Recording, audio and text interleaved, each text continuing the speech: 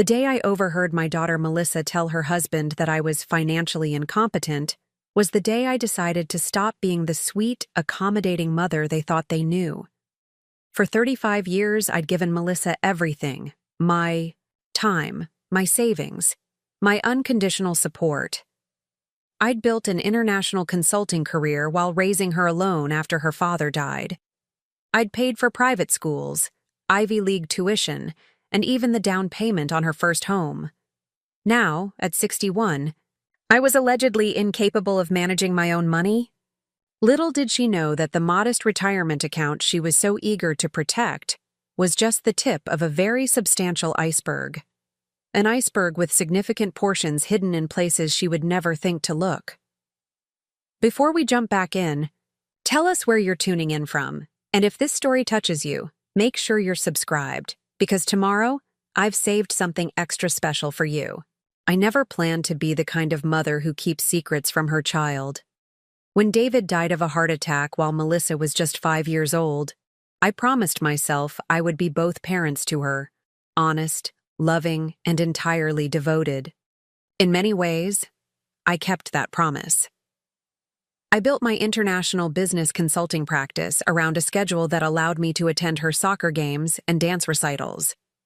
I postponed business trips to Asia when she had the flu. I sat up with her, through teenage heartbreaks, and celebrated her accomplishments as if they were my own. Seattle was the perfect place to raise her: safe neighborhoods, excellent schools, and a thriving business community that kept my consulting practice growing steadily. Our Laurelhurst home wasn't extravagant, but it was comfortable, with a small dock where we would sit together on summer evenings, dipping our toes in Lake Washington while sharing ice cream cones. Those were simple, perfect moments. I thought, we understood each other. I believed we had something special. Perhaps that's why the betrayal cut so deeply. The real trouble began 3 years ago, shortly after my 61st birthday. I'd decided it was finally time to slow down, to accept fewer clients and enjoy the life I'd worked so hard to build. My retirement accounts were healthy enough, or so everyone thought, and I'd always lived well within my means. The first signs of Melissa's concern seemed innocent enough. "Mom, did you update your will after selling the Houston project?" she asked over brunch one Sunday. Melissa had followed my footsteps into finance, becoming a certified financial advisor at a prestigious Seattle firm. She looked so much like her father, same sharp blue eyes, same determined chin. But her approach to money was entirely my influence, or so I thought. "It's on my to-do list," I said, pouring more coffee. "Rick's handling it." Rick Cooper had been my attorney for decades, a trusted friend who knew more about my financial situation than anyone, even Melissa. "Rick's getting older, Mom. His practice is scaling back. Kevin and I were thinking maybe you should consider someone more current." Kevin, my son-in-law of 7 years, nodded from across the table while feeding their 8-year-old son Tyler another pancake. "My firm works with some excellent estate attorneys, very up-to-date on the latest tax strategies." I smiled and changed the subject. It seemed like genuine concern, and perhaps it was, initially. The suggestions continued, gradually increasing in frequency and urgency. They wanted me to consolidate my accounts with Melissa's firm. They thought I should downsize from my lake house to a retirement community. They worried about my impulse decision to open a small art gallery featuring local artists, a longtime dream I'd finally pursued. "It's not exactly a high-return investment, Mom," Melissa said when she visited the gallery shortly after its opening. I watched her eyes sweep critically over the space I'd lovingly renovated, dismissing the paintings and sculptures I'd carefully curated. "Not everything in life is about maximizing returns, Melissa," I replied. "Some things are about joy." She gave me that look, the one that said I was being naive. David used to call it my dreamer's defense. The difference was, he'd said it with affection. In Melissa's eyes, I saw only judgment. The turning point came last April. I'd been fighting a nasty spring cold, and Melissa had stopped by with homemade soup, or rather soup from the organic market near her downtown condo, repackaged in her containers, a trick she thought I didn't notice. I was resting in the sunroom when I heard her answering my phone in the kitchen. "Mrs. Jensen's residence," she said, her voice switching to the professional tone she used with clients. "No, she can't come to the phone right now. This is her daughter, Melissa Williams. I handle her financial affairs." I sat up, suddenly alert despite my stuffed sinuses. I handle her financial affairs? Since when? What followed was a conversation with someone from my bank about a transfer I'd initiated to my gallery's business account. Melissa was questioning it, saying it seemed excessive, and asking for details about the transaction history. I should have confronted her immediately. Instead, I listened, shock keeping me silent as my own daughter effectively impersonated me to a financial institution. When she hung up, I quickly lay back down, pretending to be asleep when she checked on me. That night, I couldn't rest. I kept replaying all the little moments of concern, the suggestions, the offers of help. Had I missed something? Was I truly showing signs of decline that warranted this level of intervention? I reviewed mental spreadsheets of my recent decisions, searching for evidence of incompetence. There was none. My gallery was breaking even after just 6 months. Impressive for a new arts business. My investment portfolio was conservatively, but effectively managed. I'd made no erratic purchases, missed no bill payments. My mind was sharp, my judgment sound. The next morning, I called Rick from my car. "Barbara, perfect timing. I was about to call you," he said, his voice carrying the slight rasp of a former smoker. "Did you authorize Melissa to request copies of your estate documents?" She called yesterday. My stomach tightened. "No, Rick, I didn't." The silence on the line spoke volumes. Rick had known me through my divorce from my first husband before David, through David's death, through raising Melissa alone. He understood, immediately. "I didn't release anything," he said quietly. "Client confidentiality still means something to dinosaurs like me." "Thank you," I whispered, pulling into a viewpoint overlooking Puget Sound.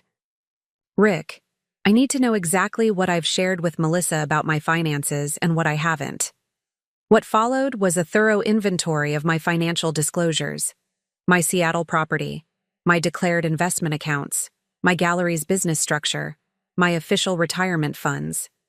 What wasn't on that list, what Melissa had no knowledge of, were the results of 20 years of international consulting across Asia. Multiple accounts in Singapore, established when I helped several tech firms expand into American markets. A trust in the Cayman Islands, created during my 4-year contract with a shipping conglomerate. Various investments managed through a holding company in Luxembourg, structured by an astute client who'd insisted on compensating me partly in stock options that had multiplied tenfold. These weren't tax evasions. I'd always worked with Rick to ensure everything was properly reported. They were simply diversified international assets that I'd never had reason to consolidate or mention to Melissa.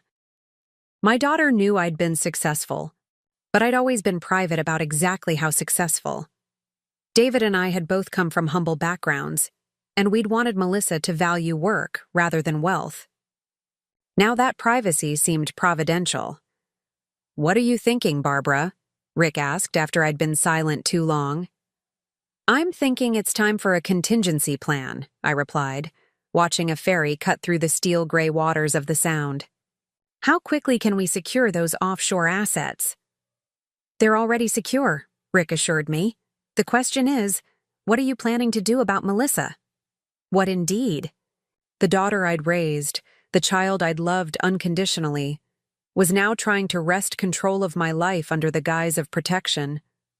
The betrayal stung in ways I couldn't articulate, even to Rick. "I'm going to wait," I said finally. "And watch. I need to understand how far she's willing to go." I didn't have to wait long. 2 weeks later, Melissa and Kevin invited me to dinner at their downtown condo. Tyler was at a sleepover, so it was just the three of us. Always a warning sign. The moment Kevin poured my favorite wine, a Willamette Valley Pinot Noir they normally considered too expensive for regular dinners, I knew an ambush was coming. "Mom," Melissa began after an elaborate salmon dish that she definitely hadn't cooked herself, "we need to talk about your long-term care plans." I took a deliberate sip of wine. "What about them?" "Well, you're at an age where you need to think about the future," Kevin jumped in, all solicitous concern. "Healthcare costs, potential assisted living." "I have excellent health insurance and long-term care coverage," I replied calmly. "It's all arranged." Melissa exchanged a glance with Kevin. "The thing is, Mom, we've been reviewing your finances." "You've been what?"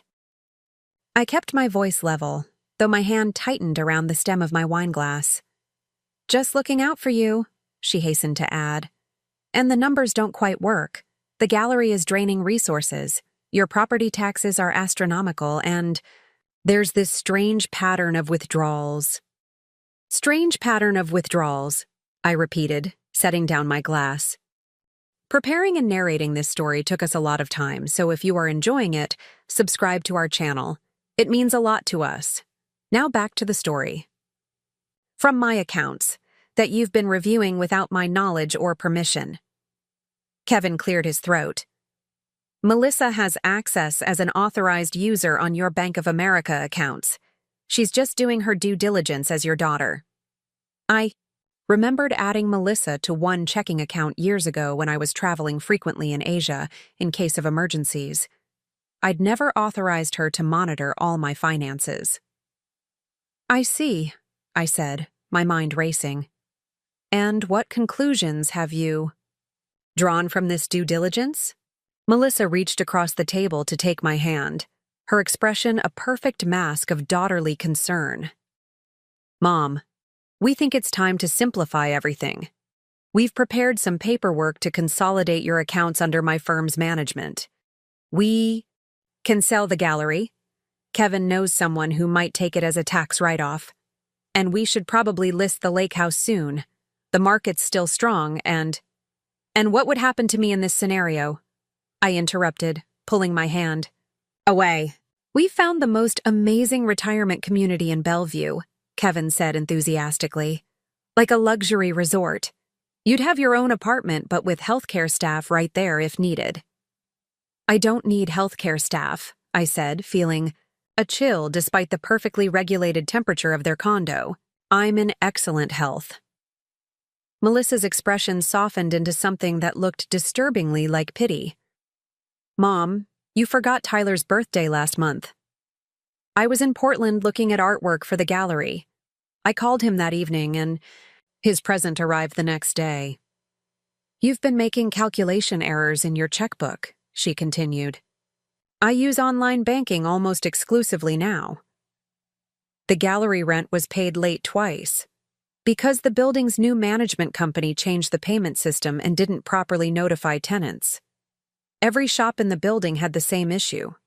For every example they presented of my supposed decline, I had a rational explanation. Yet I could see in their eyes that nothing I said mattered. They had constructed a narrative of my incompetence, and every defense I offered was simply evidence of my denial.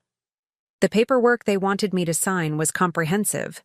Power of attorney, healthcare directive, financial management authorization, all giving Melissa full control. When I refused, the concern in their eyes hardened into something else. "Mom, be reasonable," Melissa said, her voice taking on the edge it got when she was losing patience. "This is for your own protection." "I don't need protection from myself," I replied, standing up. "Thank you for dinner. I think I should go now." Kevin tried to insist on driving me home, but I called a car service from my phone before he could stop me. As I waited in their lobby, I made a decision. I needed to understand exactly how far they'd already gone and what they were planning next. The next morning, I contacted Diana Martinez, my former colleague who still worked in international consulting. We'd stayed friends over the years, meeting for lunch whenever she was in Seattle. "Barbara, what a lovely surprise," she said when we met at a quiet cafe far from both my home and Melissa's office. "You sounded mysterious on the phone." "I need a favor, Diana," I said after we'd ordered. "A professional consultation, off the record." She raised an eyebrow but nodded. Diana and I had worked through enough delicate business situations together to have developed absolute trust. "I need to know if someone has been investigating my finances. Not my American accounts. I already know about those, but my international holdings." Diana's expression grew serious. "You think you're being targeted?" "By my daughter," I said, the words still painful to speak aloud. Over the next hour, I explained the situation. Diana listened without interruption, her dark eyes occasionally widening but her face otherwise impassive. The same professional mask we'd both perfected during difficult negotiations. "I have contacts who can run a discreet check," she said finally. "It won't be traced back to you." 3 days later, Diana confirmed what I'd suspected. Someone had been making inquiries about me with several financial institutions in Singapore. They hadn't gotten far. Those banks valued privacy above all else. But the attempts had been made. The IP addresses traced back to Melissa's firm. My daughter wasn't just looking to control my declared assets. She was hunting for everything. I spent the next week in a fog of betrayal and disbelief, going through the motions at the gallery while my mind worked through possibilities. I could confront Melissa directly, but what would that accomplish? She clearly believed she was entitled to this information, entitled to take control for my own good. Another part of me, a part I wasn't proud of, wanted to teach her a lesson she wouldn't forget. In the end, I chose a third path. If Melissa wanted control so badly, I would give it to her, but only of what she could see. The visible tip of my financial iceberg. With Rick's help, I began restructuring. We transferred most assets from my American accounts to a trust that would benefit Tyler's education, with Melissa as trustee. The lake house, which she was so eager to sell, was put in a separate trust with strict conditions about its use and sale. On paper, it appeared I was acquiescing to her concerns while protecting my legacy for my grandson. In reality, I was executing a strategic retreat.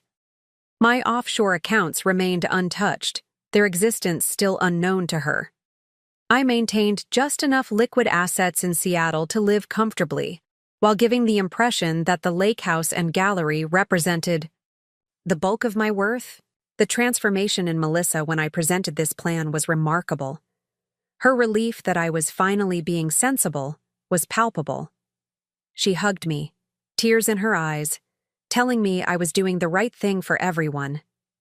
Kevin praised my wisdom and foresight. They began talking about the lake house renovations they might undertake before selling. I smiled through it all, playing the role of the compliant mother who had finally seen reason. Inside, I was already planning my next move. The art gallery turned out to be my perfect cover. I began taking more frequent trips to Portland, ostensibly to meet artists and attend shows. In reality, I was laying groundwork. I found a charming waterfront cottage in a quiet community outside the city, smaller than my Seattle home, but with a studio space flooded with northern light. Perfect for an artist, which I'd always wanted to be but never had time to pursue. Seriously. I paid cash through a holding company Diana helped me establish, keeping the purchase completely separate from any financial instruments Melissa monitored. Over the course of 6 months, I gradually moved personal items to the cottage. Family, photos, favorite books, the quilt David's mother had made for our wedding. Nothing valuable enough to be missed, but everything meaningful enough to make the space feel like home. All the while, I maintained the appearance of a woman resigned to her daughter's oversight. I accepted Melissa's weekly financial check-ins. I entertained the retirement community brochures Kevin kept bringing over. I even allowed them to hire a companion to help me 3 days a week, a sweet college student named Amber who was genuinely helpful at the gallery and who reported back to Melissa about my daily activities. "Your daughter really worries about you," Amber mentioned one afternoon as we were unpacking a new shipment of ceramics.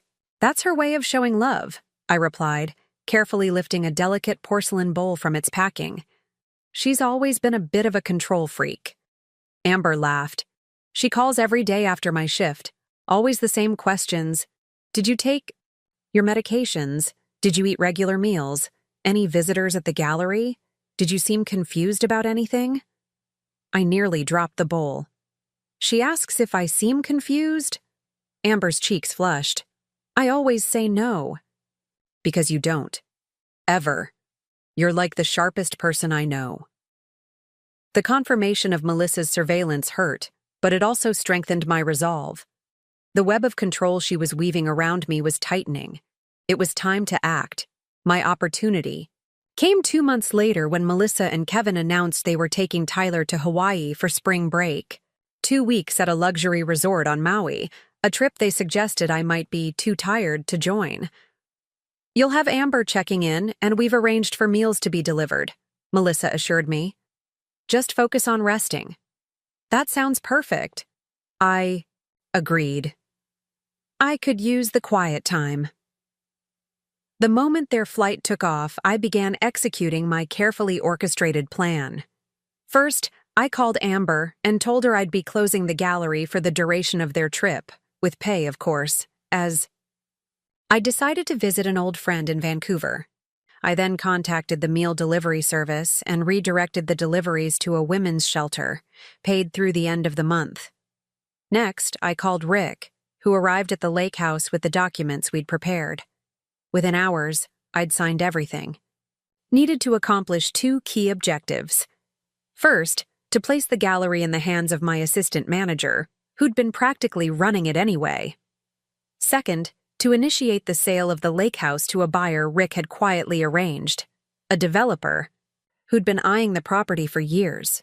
By evening, I'd packed my car with the last personal items I wanted to keep. Everything else would be sold with the house or donated. I took one final walk through the home where I'd raised Melissa, where we'd shared so many memories. In her old bedroom, I placed an envelope on the dresser, a letter explaining my decision, not apologizing for it, but acknowledging the pain it might cause. That night, I drove south toward Portland and my new life. As Seattle's lights faded in my rearview mirror, I felt an unexpected lightness. The betrayal still hurt. The loss of the relationship I thought I had with my daughter still ached like a phantom limb. But there was also relief and, surprisingly, excitement. My offshore accounts, the ones Melissa had tried and failed to locate, contained more than enough for me to live comfortably for the rest of my life and still leave a generous inheritance for Tyler through channels his parents couldn't access until he was 25. I had my health, my mind, and now, my freedom. Melissa called 17 times during their first day back from Hawaii. I didn't answer. The text messages ranged from confused to concerned to angry. Mom, where are you? The house looks empty. Are you okay? We're getting worried. The gallery manager says you've transferred ownership? What's going on?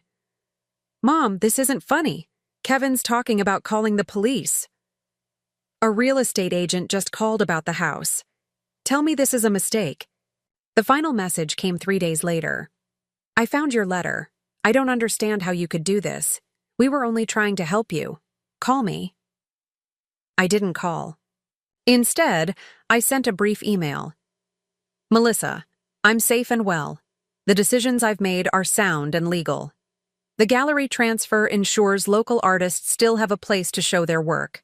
The house sale proceeds will be substantial. You and Kevin can discuss with the estate attorney how those funds will be managed within the trust we established. I've chosen to live somewhere new, somewhere I don't have to justify my decisions or defend my competence. I'll send a card for Tyler's birthday. Next month. Take care, Mom. She hired a private investigator, of course. I learned this through Rick, who continued to manage certain legal matters for me. The PI didn't get far. The Portland property was too well insulated, the offshore accounts impossible to trace. Eventually, The investigators' reports grew thin, and Melissa had to accept the reality. Her mother wasn't just competent, she had outmaneuvered her completely. 6 months into my new life, I received a letter forwarded through Rick's office. The handwriting on the envelope was Melissa's.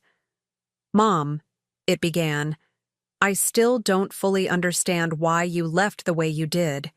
Kevin says you felt cornered and lashed out. Maybe that's true. Maybe we pushed too hard. What I do know is that Tyler misses his grandmother. He asks about you constantly. Whatever issues exist between us, please don't punish him. I've enclosed his school picture and his new address. For his hockey team. If you could send him something directly, it would mean the world to him. Melissa." No apology, no acknowledgement of the attempted financial takeover. Just an appeal through my grandson.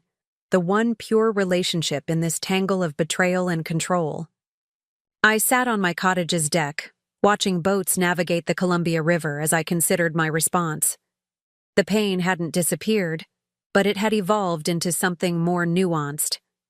Melissa was still my daughter, still the child I had raised alone, still part of me in ways that couldn't be severed by betrayal or distance. Perhaps, in her mind, she had truly been trying to help. Perhaps fear, of aging parents, of role reversals, of mortality itself, had driven her actions rather than simple greed or control. Understanding didn't excuse what she'd done, but it helped me contextualize it. I took out my phone and composed a text message, the first direct communication I'd initiated since leaving Seattle. "Tyler's hockey photo received. He has his grandfather's. Smile. I'll be at his game next Saturday, coming alone. Not ready to see you and Kevin yet. But it's a start." When I pressed send, I felt something shift inside me. Not forgiveness exactly, but a willingness to consider it. On my terms. From a position of strength rather than vulnerability. My offshore accounts remained my secret. A safety net ensuring I would never again be at anyone's mercy financially. But perhaps there were other types of wealth worth risking again. The richness of family connections, the joy of watching my grandson grow, the possibility of rebuilding trust with my daughter. Not today, maybe not this year, but someday. For now, I had the sea breeze in my hair, paintbrushes waiting in my studio, and the freedom to make my own choices, good or bad, without justification or defense. At 61, I'd started over completely, and somehow, against all expectations, I was thriving. Sometimes the greatest power isn't in what you hold on to, but in what you're willing to release. I'd released the need for Melissa's approval. I'd released the lakefront house that had become more prison than home. I'd released the obligation to make myself small to accommodate others' need for control. What I kept was my dignity, my independence, and the offshore accounts that made it all possible. Perhaps not the legacy I'd imagined leaving my daughter, but exactly the one I needed for myself. The morning of Tyler's hockey game arrived with a blanket of fog over Portland. I woke before dawn, the familiar pre-travel anxiety tightening my chest despite the relatively short drive to Seattle. This would be my first time back in 6 months, my first face-to-face encounter with any part of my old life. I dressed carefully, cashmere sweater, well-tailored slacks, subtle jewelry, armor of a sort. The woman who would watch her grandson play hockey today was not the confused, declining mother Melissa had tried to portray. She was confident, composed, and very much in control of her faculties. The drive north gave me time to prepare mentally. I rehearsed potential scenarios, ready for anything from a tearful reunion to a public confrontation. I'd chosen the hockey game deliberately, a public setting where appearances would need to be maintained, where Tyler's happiness would be the priority for everyone. A strategic choice, like so many I'd made throughout my career. The rink was exactly as Tyler had described in the cheerful letter he'd sent after receiving my response. A renovated facility with gleaming ice and stands already filling with parents clutching travel mugs of coffee. I slipped in quietly, choosing a seat midway up the bleachers with a clear view of both the ice and the entrance. The cold air carried the familiar scent of rubber mats and the metallic tang of freshly groomed ice, triggering unexpected memories of early morning practices when Melissa was Tyler's age. I spotted him immediately. Number 83, his dark hair visible beneath his helmet as he warmed up with teammates. He'd grown at least an inch since I'd last seen him. His skating had improved remarkably, his movements more confident and controlled. Pride swelled in my chest, momentarily eclipsing my anxiety. Then I saw her. Melissa stood near the players' bench, her blonde hair pulled back in a practical ponytail, eyes scanning the bleachers while Kevin chatted with another father. When her gaze found mine, she froze, color draining from her face. I offered a small, restrained wave. Acknowledgement. Without invitation. For a moment, she seemed genuinely stunned, as if she hadn't quite believed I would actually appear despite my message. She nudged Kevin, who looked up, spotted me, and frowned. They conferred briefly, heads bent together in familiar conspiracy, before Melissa slowly made her way toward the bleachers. She stopped at the row just below mine, her expression a carefully constructed mask of casual politeness, the same face she used for difficult clients. "You came," she said, stating the obvious. "Tyler will be excited." "That's why I'm here," I replied, my voice steadier than I felt. "He looks good on the ice." Melissa nodded, glancing back at her son. "He's improved a lot this season. The coach says he has natural talent." The awkward small talk continued as we danced around the elephant in the arena. "How are you?" "Fine. The drive wasn't bad. The new coach is excellent. Tyler's doing well in school." "He doesn't know you're coming," she finally said. "I didn't want to get his hopes up in case." "In case I proved unreliable?" I finished for her. "That would fit your narrative about me, wouldn't it?" Her cheeks flushed. "Mom, that's not fair." "Isn't it? You spent months building a case that I was incompetent, forgetful, and unable to manage my own affairs. What would you call that?" The buzzer for the start of the game saved her from responding. She retreated to her seat beside Kevin, who hadn't bothered to come greet me. I focused on Tyler, cheering appropriately when his team scored, careful to keep my distance during the breaks. This wasn't the place for the deeper conversation that needed to happen. Tyler spotted me during the second period. I saw the exact moment. His head turning during a line change, the double take, the wide smile breaking across his face as he waved frantically from the bench. I waved back, blinking away unexpected tears. Whatever complications existed with Melissa, my relationship with Tyler remained untarnished. After the game, a 3-2 victory with Tyler assisting on the winning goal, I waited by the lobby as the players emerged from the locker room. He burst through the doors and ran straight to me, still flushed with victory and the simple joy of seeing his grandmother. "You really came," he exclaimed, throwing his arms around my waist. "Mom said you might someday, but I didn't know it would be today." I hugged him back, inhaling the familiar scent of his hair beneath the stronger locker room odors. "I wouldn't miss watching my star hockey player, would I? That was an amazing pass on the winning goal." His face lit up as he launched into a detailed analysis of the game, the opposing team's weaknesses, his own missed opportunities. "Some things never change. Children always want to know you really saw them, really paid attention to their achievements." Melissa and Kevin approached cautiously, hovering at the edge of our reunion like uncertain satellites. "Tyler, we need to get going," Kevin said after a few minutes. "Grandma probably has a long drive back to wherever she's staying." The pointed reference to my undisclosed location wasn't subtle, but I ignored it. "Actually," I said, looking directly at Melissa, "I was hoping to take Tyler for lunch to celebrate his win. If that's all right with you both." The flash of panic in Melissa's eyes was unmistakable. She hadn't anticipated this request and wasn't prepared to deal with it. Kevin stepped in smoothly. We already have reservations at Tyler's favorite pizza place. The whole team is going, he said. Maybe another time? Tyler's face fell immediately. Can't Grandma come too? Please? The manipulation was transparent. There likely was no team lunch. But challenging it would only put Tyler in the middle of adult tensions. I knelt to his level, tapping the end of his nose the way I used to when he was small. Another time, buddy, I promise. But maybe next weekend I could come watch your game again, and we could have that lunch afterward? His disappointment transformed into excitement at the prospect of a definite plan. Next Saturday is an away game in Tacoma, he informed me, solemnly. But Sunday we're playing here again.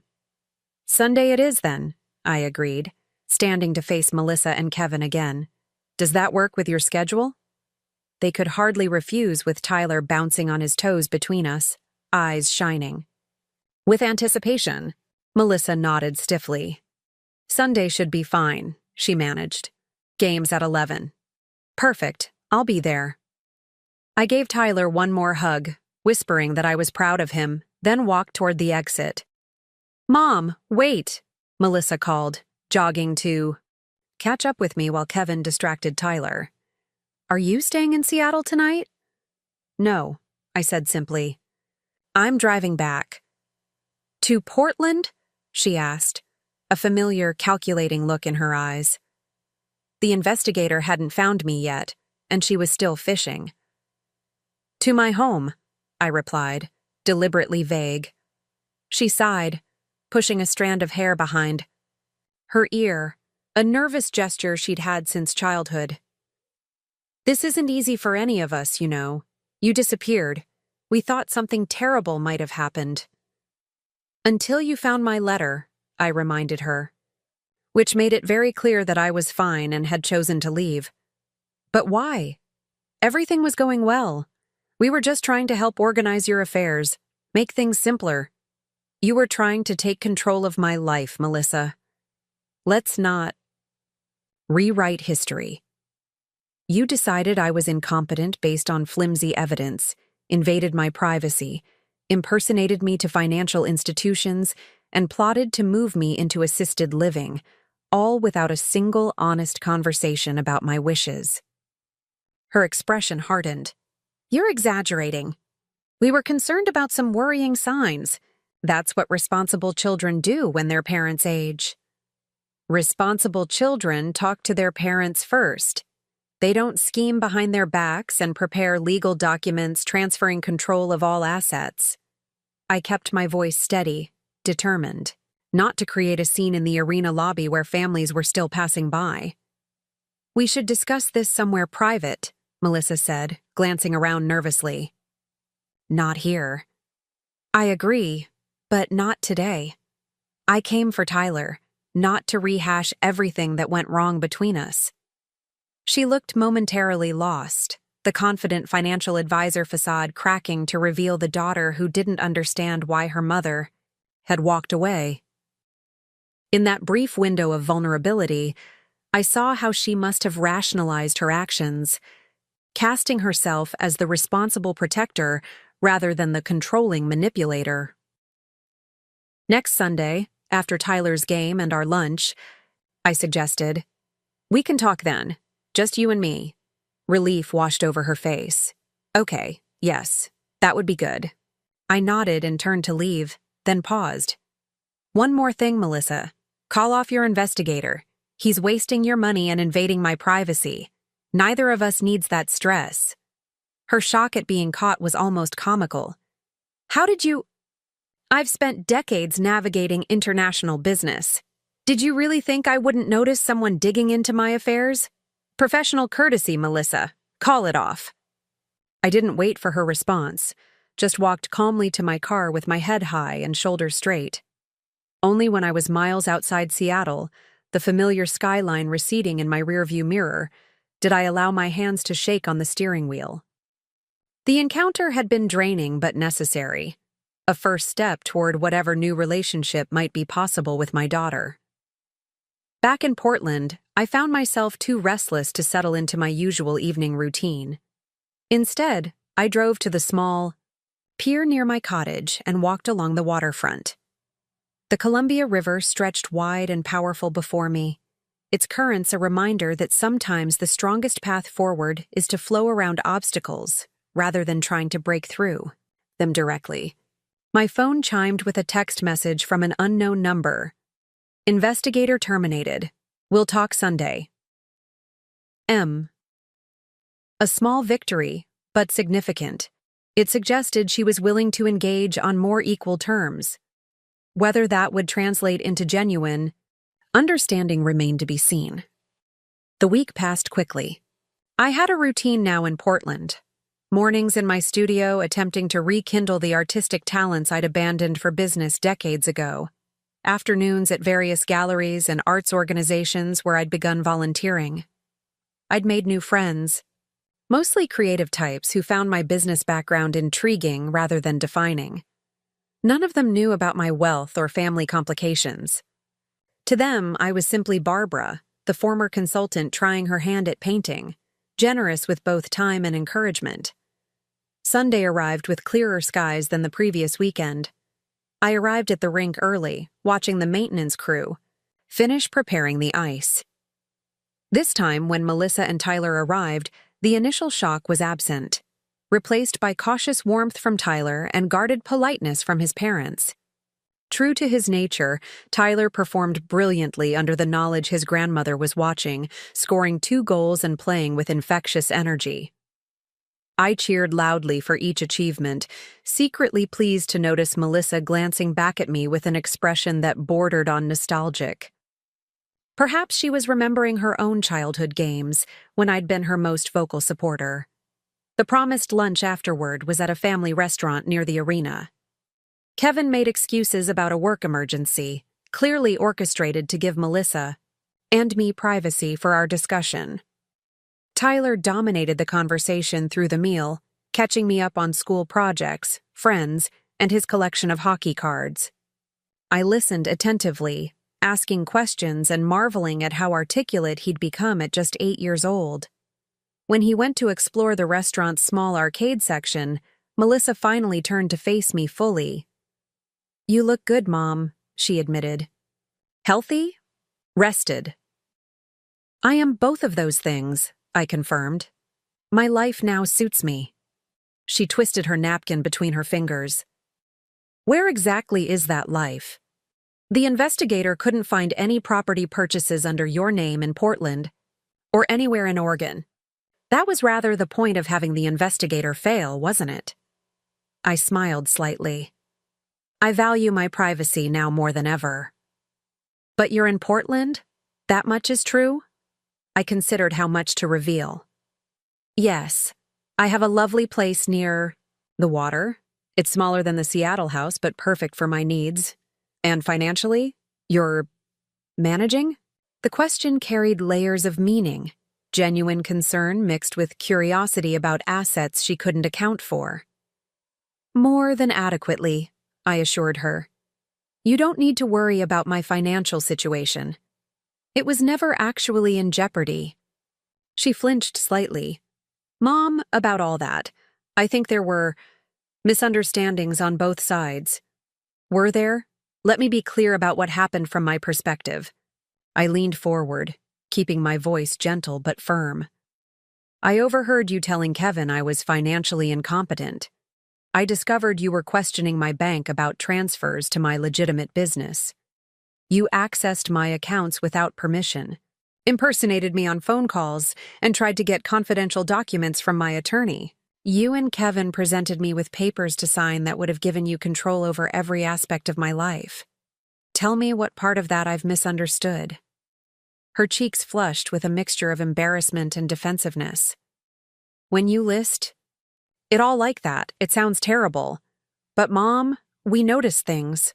Memory lapses, confusion with numbers, mood changes. The gallery seemed like an impulsive decision after decades of careful planning. We consulted with specialists who said these could be early warning signs. We were trying to protect you." "From what exactly? Making my own choices? Living my own life?" "From making mistakes you couldn't recover from. she insisted. From predatory people who take advantage of seniors. I couldn't help but laugh, though there was little humor in it. The irony being that the only people attempting to control my finances were my own daughter and son-in-law. She recoiled as if slapped. That's not fair. We had your best interests at heart. Perhaps you believed that, I allowed. But you never asked me what I thought my best interests were. You decided I was declining based on superficial evidence and proceeded accordingly. Tyler returned then, pockets jingling with the tickets he'd won, delaying the heavier parts of our conversation. We spent another hour in the restaurant, focused on him, before I announced it was time for me to head back. In the parking lot, Tyler hugged me fiercely, extracting another promise that I'd return for next week's game. When he dashed back to the car to retrieve a drawing he wanted to give me, Melissa seized the moment. "This can't be it," she said urgently. "We have more to discuss." "We do," I agreed, "but not with Tyler nearby and not rushed. Why don't you come to Portland next Saturday? Without Kevin, without Tyler, just you and me." She hesitated. "You'd tell me where you live?" "I would, because despite everything, you're still my daughter, and I'd like to believe we can find a way forward. But it needs to be on terms we both agree to, with mutual respect." The relief in her eyes was palpable. "Yes, Saturday. I'll come." Tyler returned with his drawing, a carefully rendered hockey player with my name written on the jersey, and another round of goodbyes ensued. As I drove away, I watched them in my rearview mirror, Tyler waving enthusiastically while Melissa stood with one hand on his shoulder, her expression unreadable at this distance. The week passed in a blur of preparation. Not just physical preparation of my cottage for a visitor, but emotional readiness for the conversation ahead. I consulted with Rick, ensuring I had clarity about which financial matters I was willing to discuss and which remained private. I spoke with Diana, who offered to be coincidentally in town if I needed backup. I declined her offer, knowing this confrontation needed to happen without witnesses. Whatever Melissa and I had to say to each other, painful or healing, required privacy and honesty above all else. Saturday morning dawned clear and cool. I texted Melissa my address at precisely 8 a.m., along with suggestions for parking. Her response came immediately. On my way. Should arrive around 11. I spent the intervening hours in my studio, finding peace in the rhythmic application of paint to canvas. My artistic skills were still developing, but there was satisfaction in creating something simply for the joy of it, without concern for profit or practicality. It represented everything about my new life that Melissa had failed to understand about my old one. That value isn't always measured in dollars, and security isn't always about accumulation. Her car pulled into the driveway at 10:58. Always punctual. My daughter. I watched from the window as she emerged, looking up at my modest cottage with undisguised curiosity. She wore casual clothes, jeans and a light sweater, rather than her usual business attire.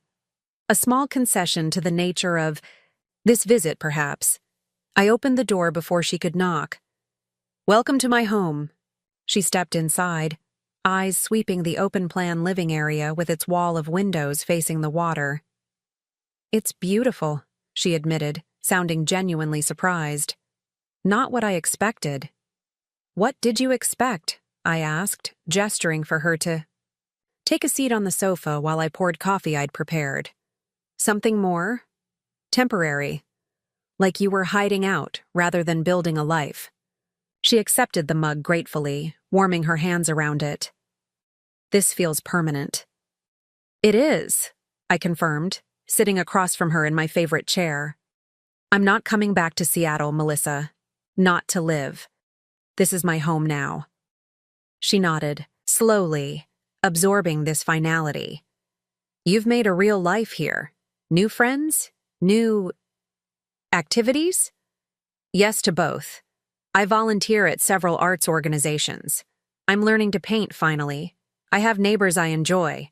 A book club that challenges Me intellectually, even a walking group that meets 3 mornings a week.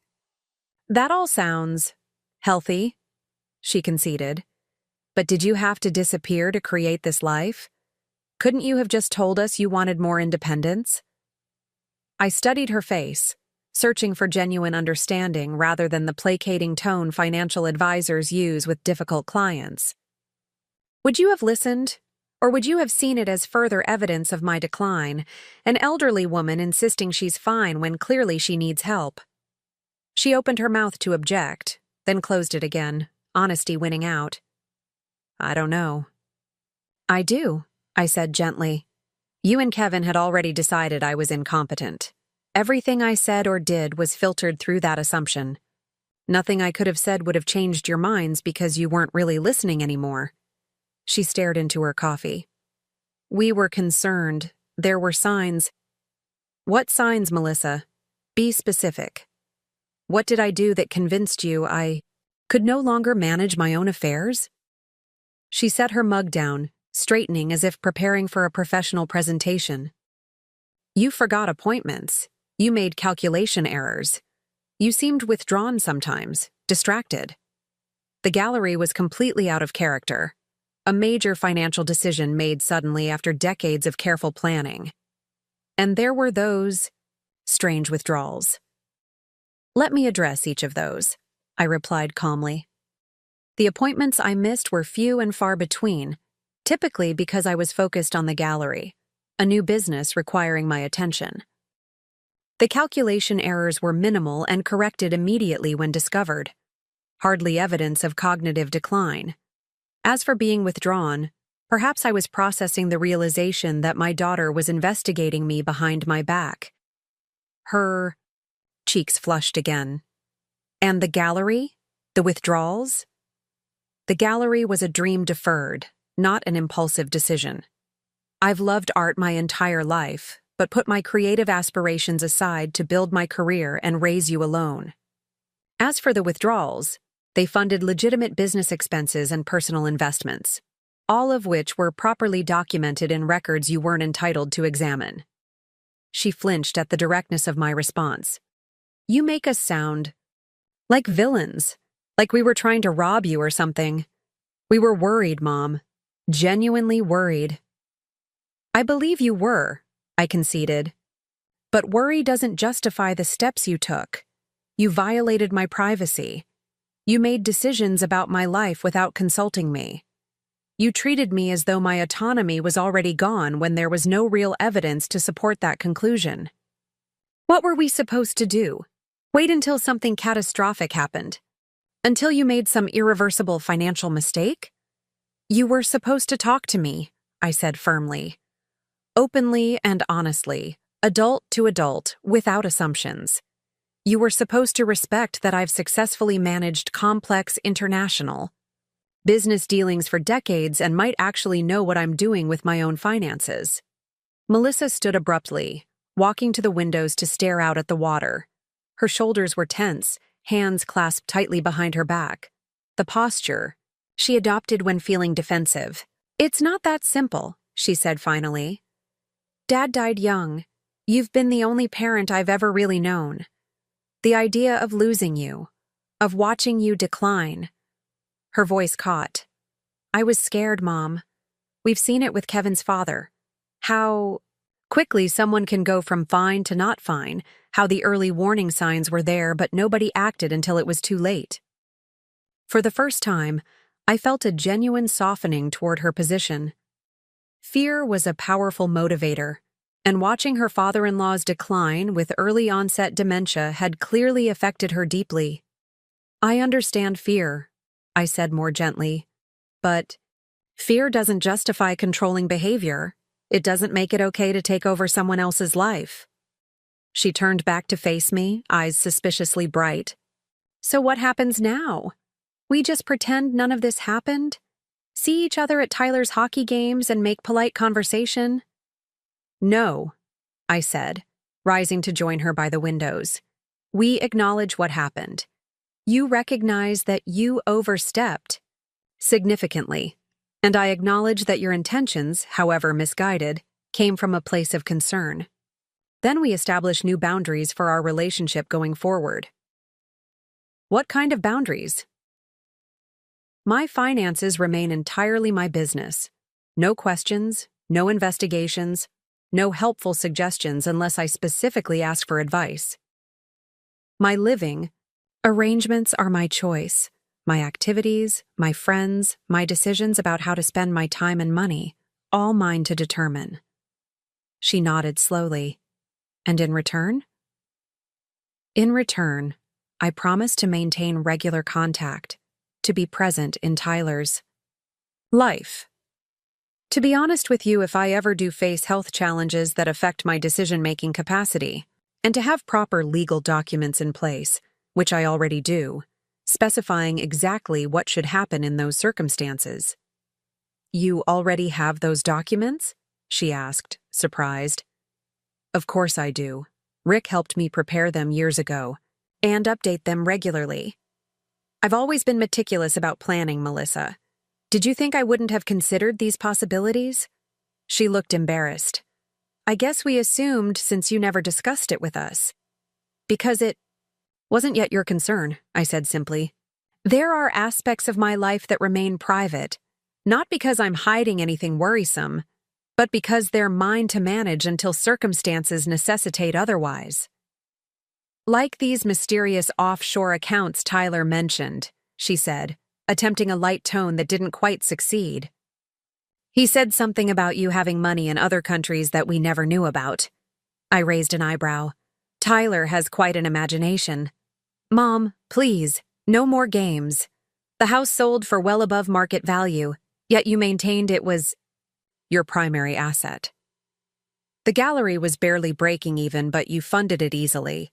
You disappeared and established this new life without touching your Seattle accounts. Where did the money come from? I considered the question carefully. Trust needed to be rebuilt between us, but that didn't mean total transparency was required. Some boundaries were healthy, especially given recent history. My international consulting career was more successful than you realized, I said finally. I maintained investments abroad that provided additional income and security, all perfectly legal, all properly reported to tax authorities. But you never told me about them, she pressed. No, because they weren't relevant to your life, and because I've always believed in financial independence. Your father taught me that lesson early. Always maintain resources that are yours alone. She looked hurt. You didn't trust me. It wasn't about trust, initially. It was about proper professional management of international assets. Later, when you began investigating my finances without permission, it became about protecting myself. She winced at the blunt assessment. That makes us sound like enemies. Not enemies, I corrected gently. Just two adults with different priorities who needed better boundaries. You wanted control out of fear. I wanted autonomy out of principle. Neither of us communicated effectively. Melissa returned to the sofa, shoulders slumping slightly. So where does this leave us? I rejoined her, sitting close enough that our knees nearly touched. That depends on you. Can you accept that I'm competent to manage my own affairs? That I may make choices you wouldn't make, but that doesn't mean they're wrong? That I'm entitled to privacy even from my own daughter?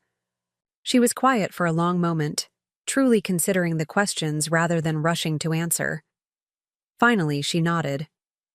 I think I can. It won't be easy. I've spent months thinking of you as someone who needed protection, even from yourself. But this, she gestured around the cottage, this isn't the home of someone in decline. And you're more yourself than I've seen in years, more alive. That's because I am more myself, I told her. For decades, I was defined primarily as a business consultant, then as your mother. Now I'm just Barbara, a woman exploring new interests, making new friends, creating a life that feels authentic to who I am now. It suits you, she admitted. I can see that. We spent the rest of the afternoon talking. really talking, in ways we hadn't in years. I showed her my studio, my amateur paintings that made her smile with genuine appreciation. We walked along the waterfront, greeting neighbors who waved warmly. She met my friend Eleanor from the walking group who happened to pass by. Through it all, I could see her reassessing her assumptions, adjusting to this new reality where her mother wasn't declining, but evolving. As evening approached, she reluctantly prepared to leave. "Tyler's going to want to know everything about your house," she said, smiling. "He already thinks you're living in some magical artist cottage." "Bring him next time," I suggested. "There's a spare room he could stay in for a weekend. You too, if you wanted." Her eyes widened with surprise at the invitation. "Really? You'd be okay with that?" "We're rebuilding, Melissa. One step at a time." I hugged her goodbye, feeling muscles relax that had been tense for months. "Tell Kevin. Tell him I understand his concerns came from caring about you and Tyler. But make sure he understands that my financial affairs are no longer open for discussion or management." She nodded, a glimmer of the competent professional visible in her straightened shoulders. "I'll make that very clear." As her car disappeared down the lane, I felt a complex mixture of emotions: relief that the confrontation had gone better than expected, cautious hope for our future relationship, and a lingering wariness born from betrayal not yet fully processed. Trust, once broken, could be repaired, but the fracture lines would always remain visible if you knew where to look. Our relationship would be different now, more carefully defined, more conscious of boundaries, perhaps ultimately healthier, for having weathered this crisis. I turned back to my cottage as twilight settled over the river. On my desk sat the folder Rick had delivered yesterday: confirmation that Tyler's education trust was fully funded and legally protected, documentation of my various offshore holdings, updated power of attorney documents that specified exactly when and how medical professionals, not family members, could determine if intervention was necessary. Melissa would never know the full extent of my financial resources. That boundary would remain firm. But she would know that her mother was not only competent, but astute, capable of protecting herself even from those who claimed to be protecting her. Sometimes love requires distance to flourish. Sometimes trust requires testing to strengthen. And sometimes the offshore accounts you never reveal become the foundation not just of financial security, but of personal freedom. The freedom to define relationships on your own terms, to set boundaries that preserve dignity, and to create a life that reflects your truest self, not others' expectations. I picked up my paintbrush and turned to the half-finished canvas waiting on my easel. The setting sun cast golden light across the water, illuminating possibilities I was only beginning to explore. At 61, I was finally the author of my own story, all chapters still unwritten, all horizons still mine to chase. 6 months after Melissa's visit to my Portland cottage, our carefully reconstructed relationship was tested in ways neither of us had anticipated. It began with a phone call on a rainy Tuesday morning as I was setting up a new canvas in my studio. "Mom?" Melissa's voice had that artificial steadiness that immediately put me on alert. "Do you have a minute to talk?" I set down my palette knife, wiping my hands on a cloth. "Of course. Is everything all right?" "Not exactly." She took a deep breath. "Kevin's been placed on administrative leave at his firm. There's an investigation into some of his real estate dealings."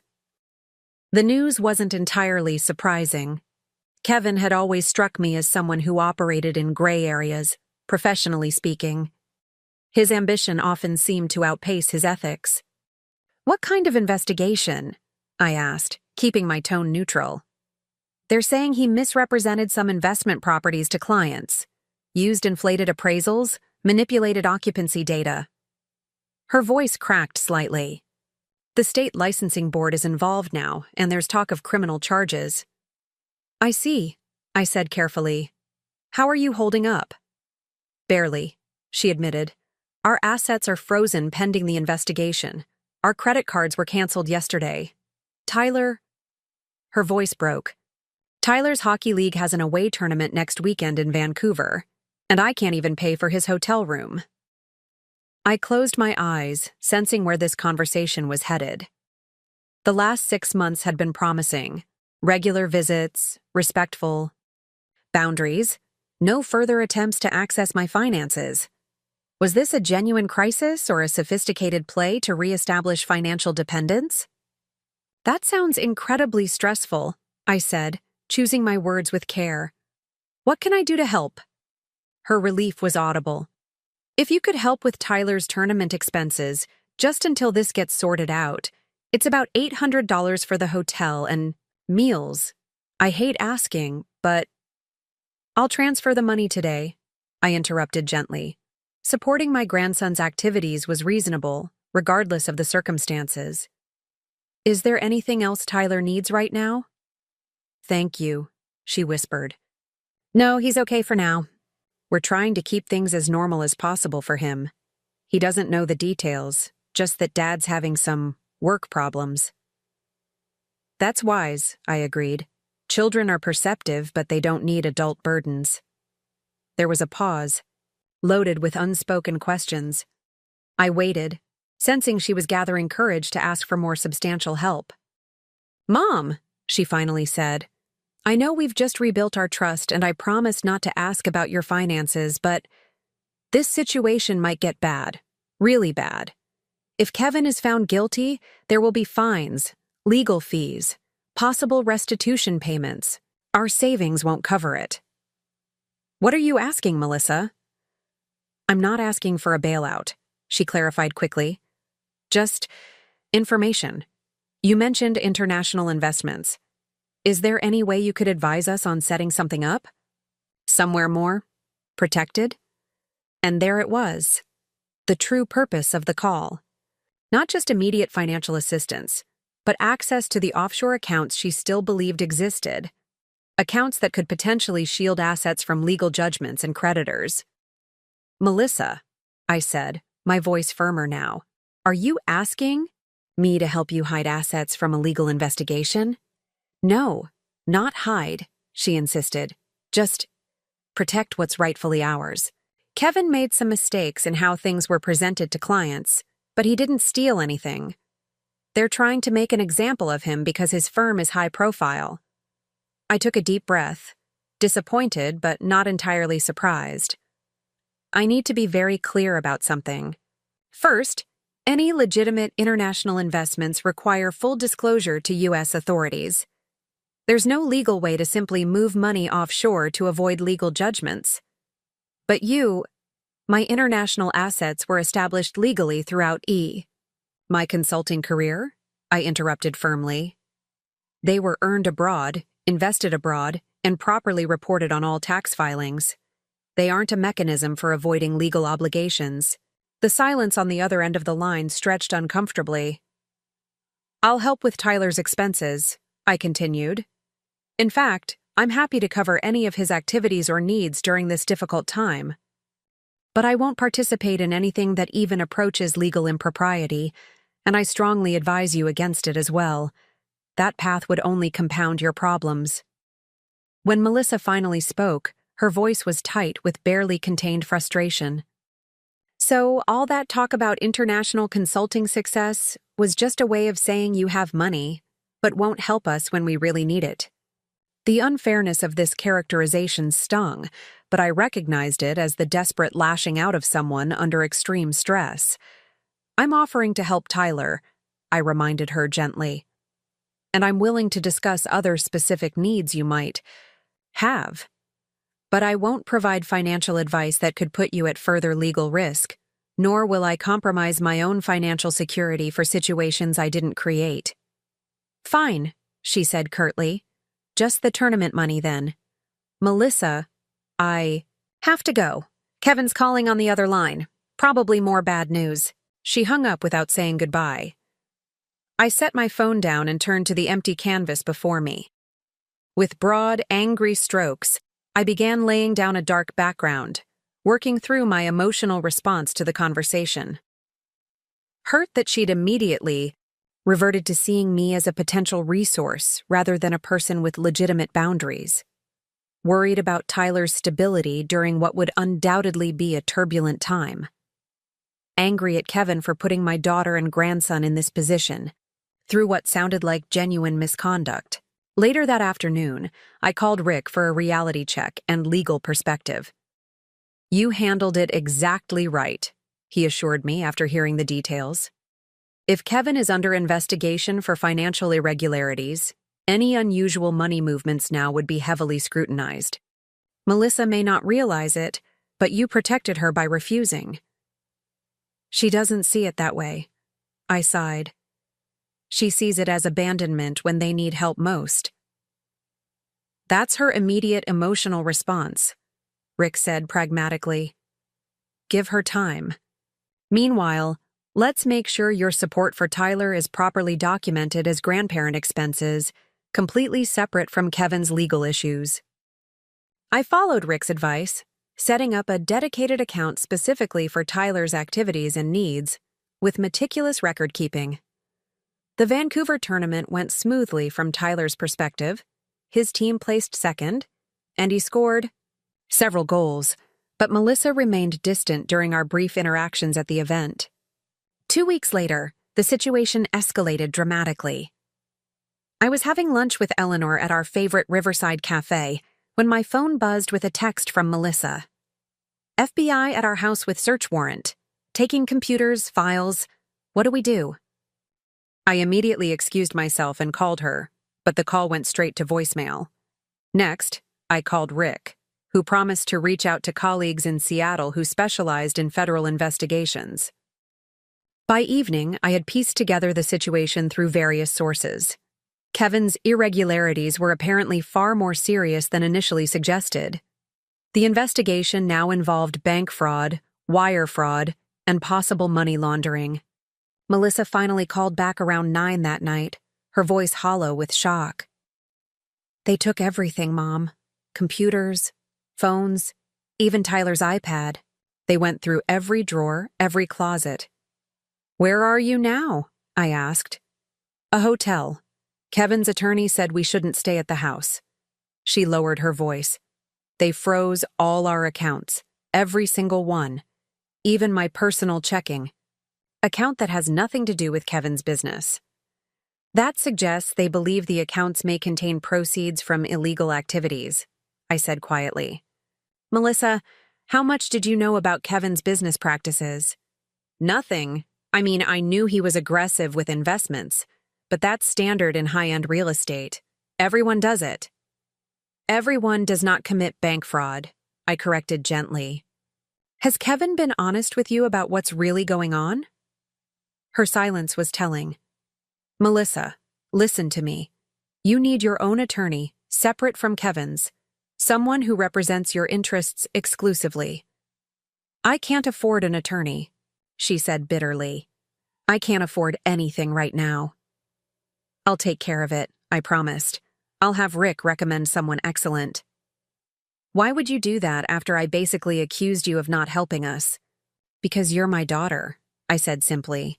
"And because I want to make sure you and Tyler are protected, regardless of what Kevin may have done." 2 days later, I drove to Seattle to meet with Melissa and the attorney Rick had arranged, Catherine Lawson, a formidable former prosecutor who specialized in helping spouses disentangle themselves from their partner's financial crimes. We gathered in a conference room at Catherine's downtown office, the city skyline visible through rain-streaked windows. Catherine was refreshingly direct. "Mrs. Williams, based on what I've learned so far, your husband appears to have been operating a fairly sophisticated scheme for at least 3 years. The properties his firm was selling to investors either didn't exist as described or were grossly misrepresented." Melissa shook her head in denial. "That can't be right. I've seen the properties. We've visited them." "You've seen properties," Catherine corrected, "but were they the same ones investors were shown in prospectuses? Did you verify the occupancy, rates, or rental incomes being claimed?" Melissa's face crumpled. "No, that wasn't I trusted him." Catherine's expression softened slightly. Many spouses in your situation do. The good news is that there's currently no evidence suggesting you were involved in or had knowledge of the fraudulent activities. The bad news is that assets acquired during your marriage are considered marital property, which means they're subject to seizure if they were purchased with tainted funds. Everything we have was purchased during our marriage, Melissa whispered. The condo, the cars, even Tyler's college fund that my firm manages. That's why we need to act quickly, Catherine said. We need to establish what assets, if any, are legitimately yours and separate from your husband's activities. I listened carefully, noting how this situation paralleled my own experience with Melissa. The powerlessness of having one's financial autonomy threatened, the sense of betrayal from someone trusted. The irony wasn't lost on me, though I took no satisfaction in her predicament. After Catherine outlined the next steps, Melissa and I walked to a nearby cafe to talk privately. Seattle's persistent drizzle matched her mood, her shoulders hunched, under a raincoat that suddenly seemed too thin for the chilly spring air. I feel like such a fool, she said as we settled at a corner table with steaming mugs of tea. All those trips he took, the late nights, the sudden cash influxes he attributed to bonus structures. I should have asked more questions. You trusted your husband, I said. That's not foolish, it's human. She looked up at me, eyes red-rimmed. Like I trusted you, and then investigated your finances behind your back? The parallel hung between us, too obvious to ignore. Perhaps now you understand why I reacted as I did, I suggested carefully. Having someone question your competence, your judgment, your very autonomy. It cuts deeply. She nodded slowly. I get it now. I really do. The thing is, Mom, I always thought I was the financially savvy one in our relationship. The professional advisor. The careful planner. Now look at me. Homeless, penniless, with a child to support, and a husband who might go to prison. You're not homeless or penniless, I corrected gently. You have me. You have options. Do I? She asked, vulnerability naked in her expression. After everything? You do, I confirmed. But we need to be clear about what those options are and aren't. I outlined what I was prepared to do. Cover Catherine's legal fees, provide temporary housing for her and Tyler, ensure Tyler's education and activities continued uninterrupted.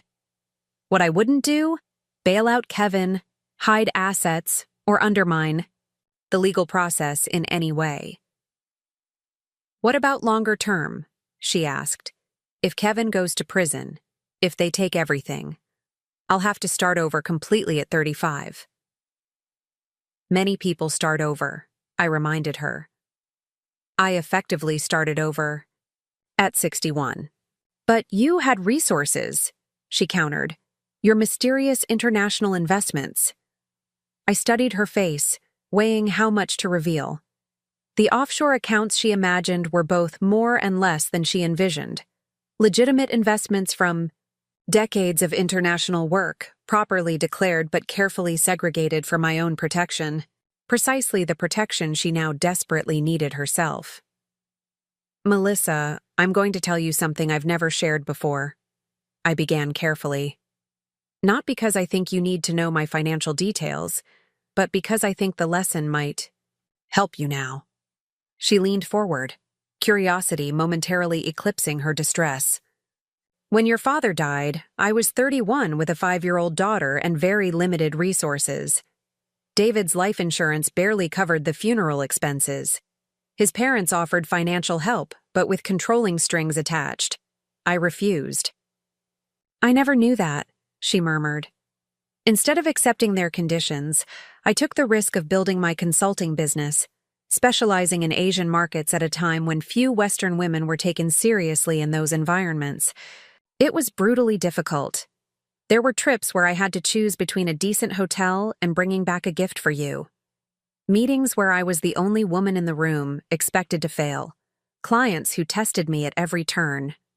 She listened, intently seeing a side of my history I'd previously kept private.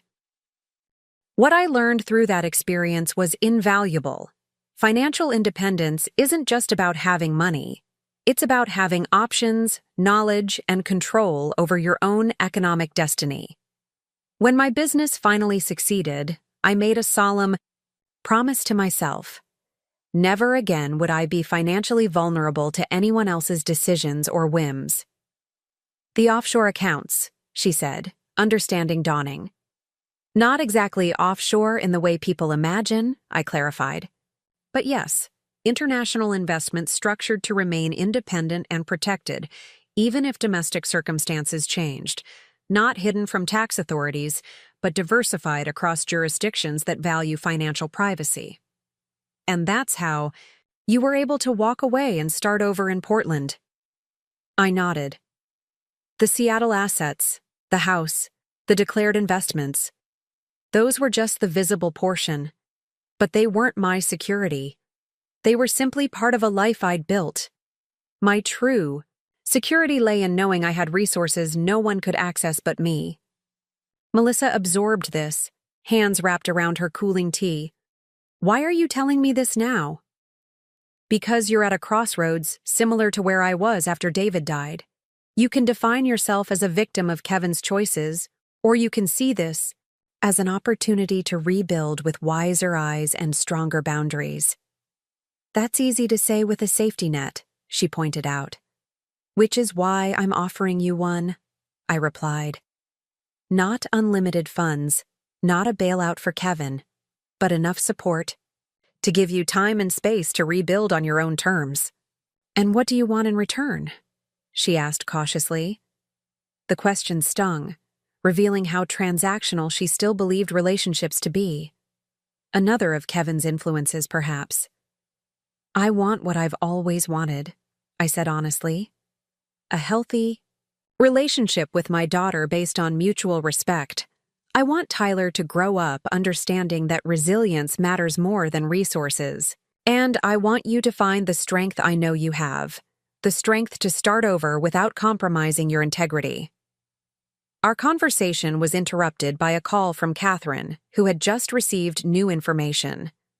The FBI had identified accounts in the Cayman Islands linked to Kevin's activities, accounts he had apparently established 18 months earlier, around the same time Melissa and he had begun questioning my financial competence. The timing was too neat to be coincidental. Their concern about my financial irregularities had likely been projection. Kevin recognizing in my international travels and independent resources a mirror of his own offshore activities. But while mine were legitimate, his were apparently designed specifically to hide fraudulent gains. After the call, Melissa looked physically ill. He was setting up offshore accounts while questioning your mental competence for having the same thing. The hypocrisy is staggering. The difference is legitimacy, I reminded her. My accounts were established throughout decades of international business, with all proper reporting. His appear to have been created specifically to hide questionable funds. She nodded slowly, a new understanding dawning in her eyes.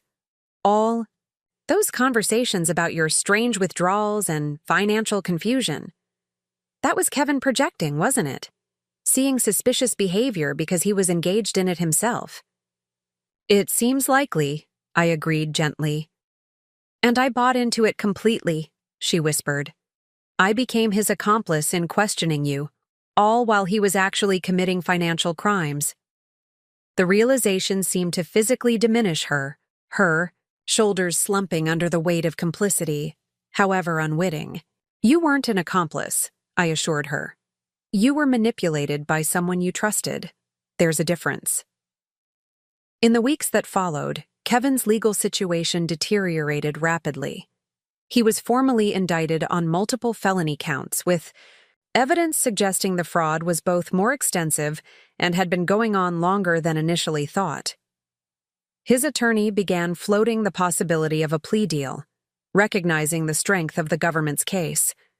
Meanwhile, Melissa and Tyler moved into a modest apartment I helped secure, close enough to Tyler's school that his routine remained relatively stable.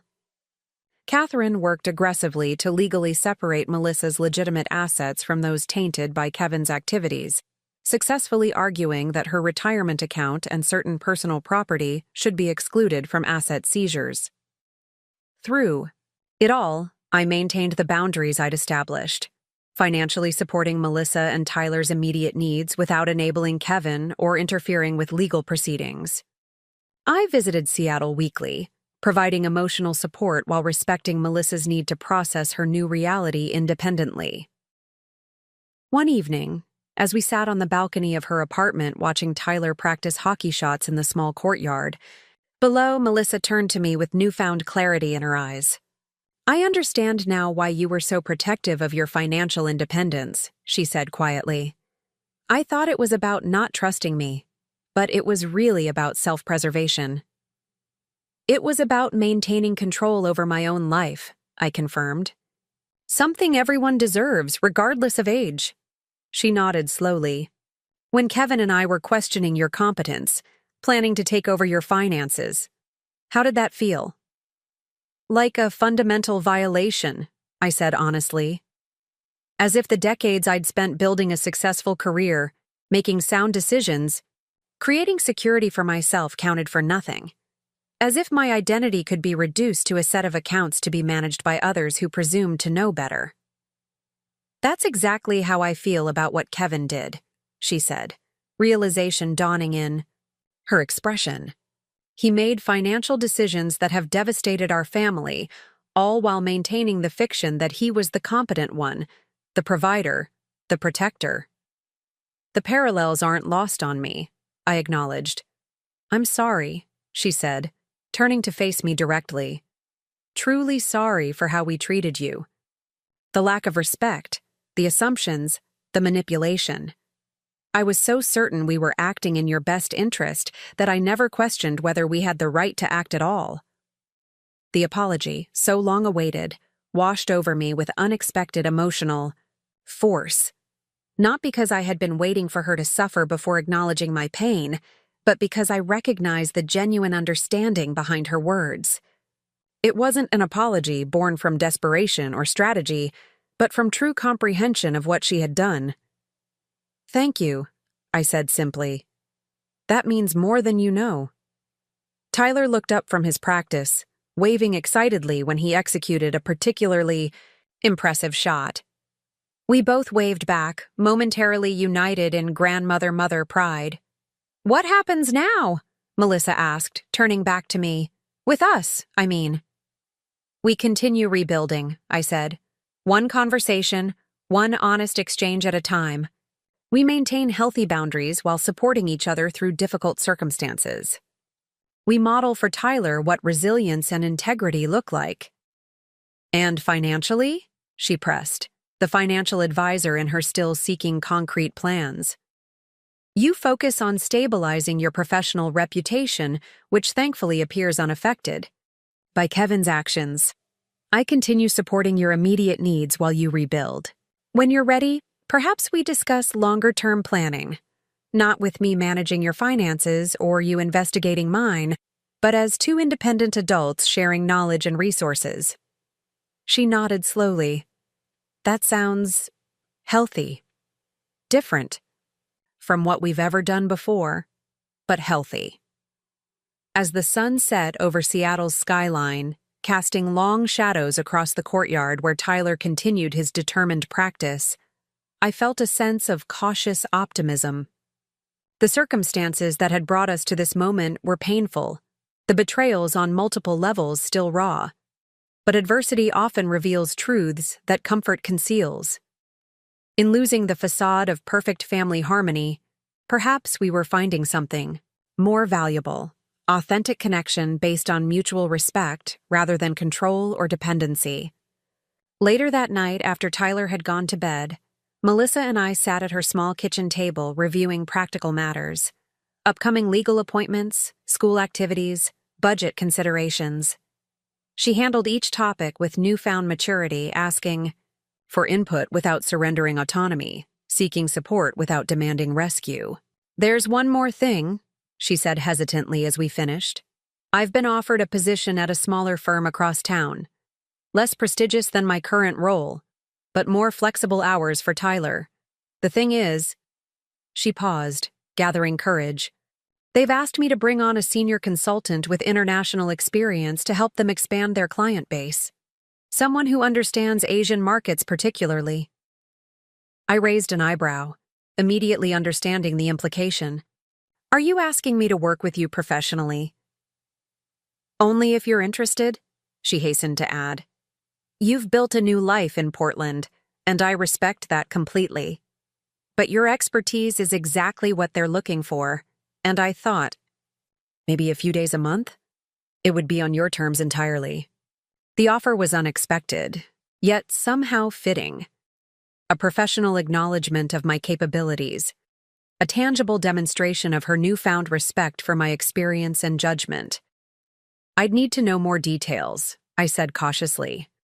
Scope, expectations, time commitment. Of course, she agreed quickly.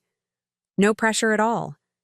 It just seemed like maybe, after everything, there might be a way to rebuild that integrates our strengths rather than setting them against each other. In that moment, I glimpsed a future different from anything I had imagined. Not a complete return to my former life, nor a permanent separation from my daughter, but a new configuration that honored both our independence and our connection. A relationship built on choice rather than obligation, on respect rather than control. I'll consider it, I promised, meaning it sincerely. As I drove back to Portland the next day, the familiar highway stretching before me, I reflected on how dramatically circumstances had shifted in just a few months. The offshore accounts that had represented my secret security had become a symbol of something larger. The importance of maintaining one's independent identity even within the closest relationships. For Melissa, that lesson had come through painful betrayal. For me, it had come through the courage to walk away rather than surrender my autonomy. Neither path was easy. Both required facing difficult truths about those we loved and about ourselves. But in that honesty lay the possibility of something authentic. Relationships chosen with clear eyes rather than maintained through manipulation or dependency. My phone buzzed with a text from Melissa. Tyler asking if you can come to his game. Next weekend. No pressure, just passing along the request. I smiled, typing back, wouldn't miss it. Tell him Grandma's bringing her lucky scarf. The highway curved westward, raindrops beginning to speckle my windshield as the Columbia River came into view. Portland awaited, my cottage with its art studio and river views, my independent life carefully constructed on my own terms. Chateau now represented not just the past I had left, but a new connection being forged with deliberate care and mutual respect. The offshore accounts remained my private security, my hard-earned protection against life's uncertainties. But their true value lay not in the financial freedom they provided, but in the personal sovereignty they represented, the right to define my own life, make my own choices, and offer connection from a position of strength rather than vulnerability. That sovereignty, financial, emotional, spiritual, was the legacy I truly hoped to pass to Melissa. Not through inheritance, but through example. Not by rescuing her from consequences, but by showing her that rebuilding after devastation was not only possible, but potentially transformative. As I crossed the bridge into Oregon, rain giving way to unexpected sunshine, I felt a sense of peace settle around me. The journey wasn't over, the relationships not fully healed, the challenges not entirely resolved, but the path forward was clearer now, illuminated by hard-won wisdom and the courage to live authentically, regardless of others' expectations or judgments. The accounts she never found had protected more than my money.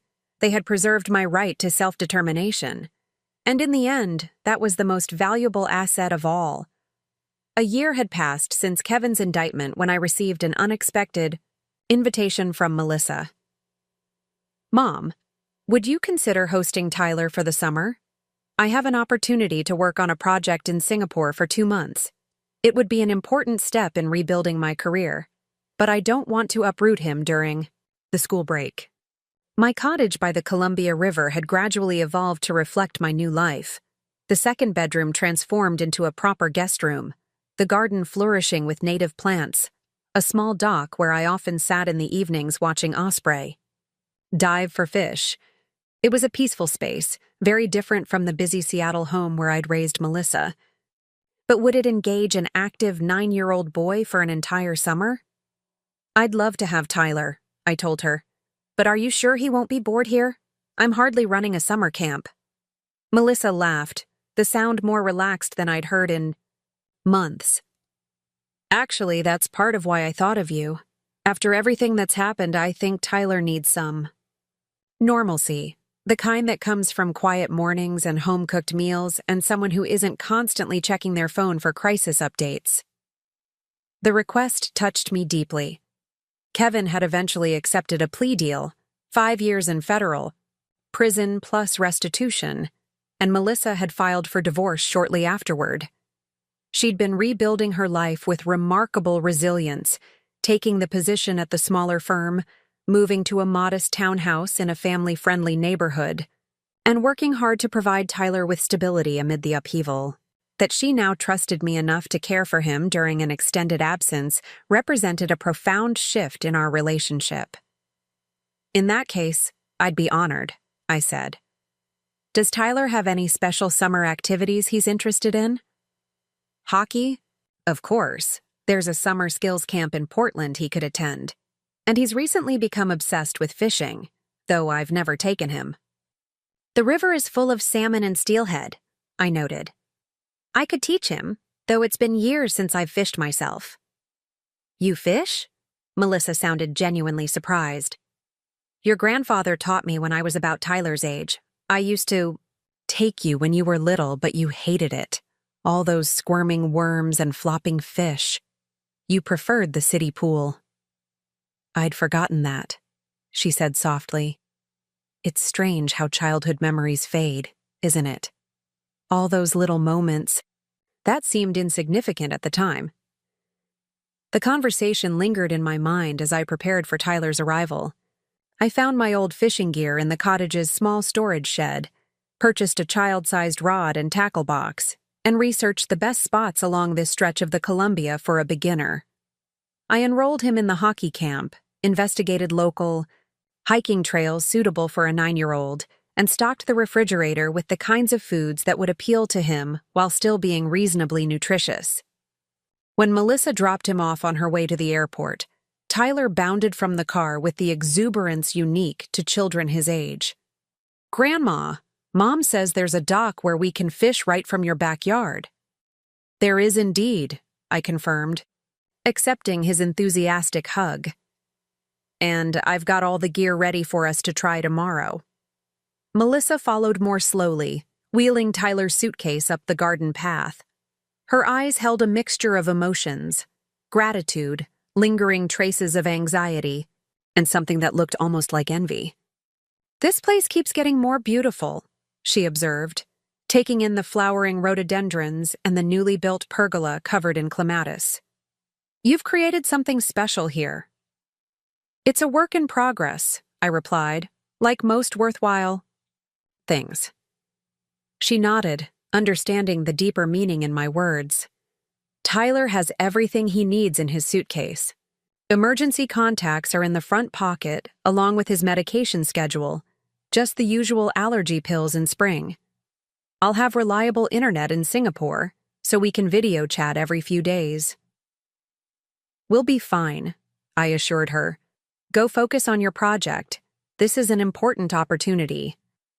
She hugged me then, a genuine embrace without the tension that had characterized our physical contact for so long. Thank you, she whispered, for everything.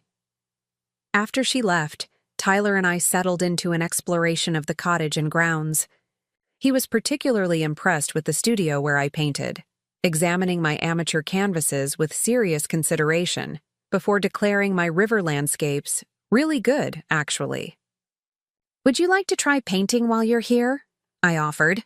I have plenty of supplies. He considered the question with endearing gravity. Maybe. But can we fish first? Mom says you know how to catch the really big ones. I laughed. Mom might be exaggerating my skills, but yes, we'll definitely fish. Starting tomorrow morning, the best time is just after sunrise. His eyes widened. Sunrise? Like, when it's still dark outside?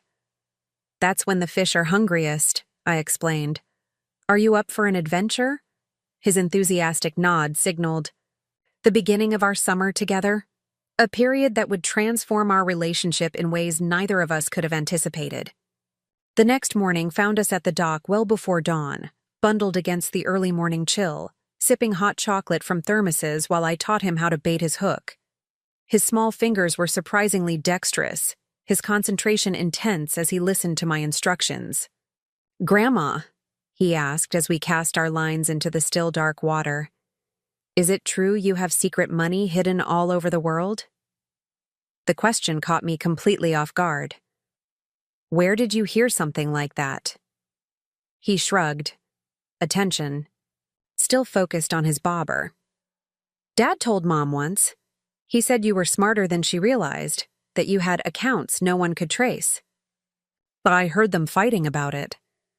I chose my words carefully, aware of the complex situation. "Your dad and Mom were going through a difficult time then.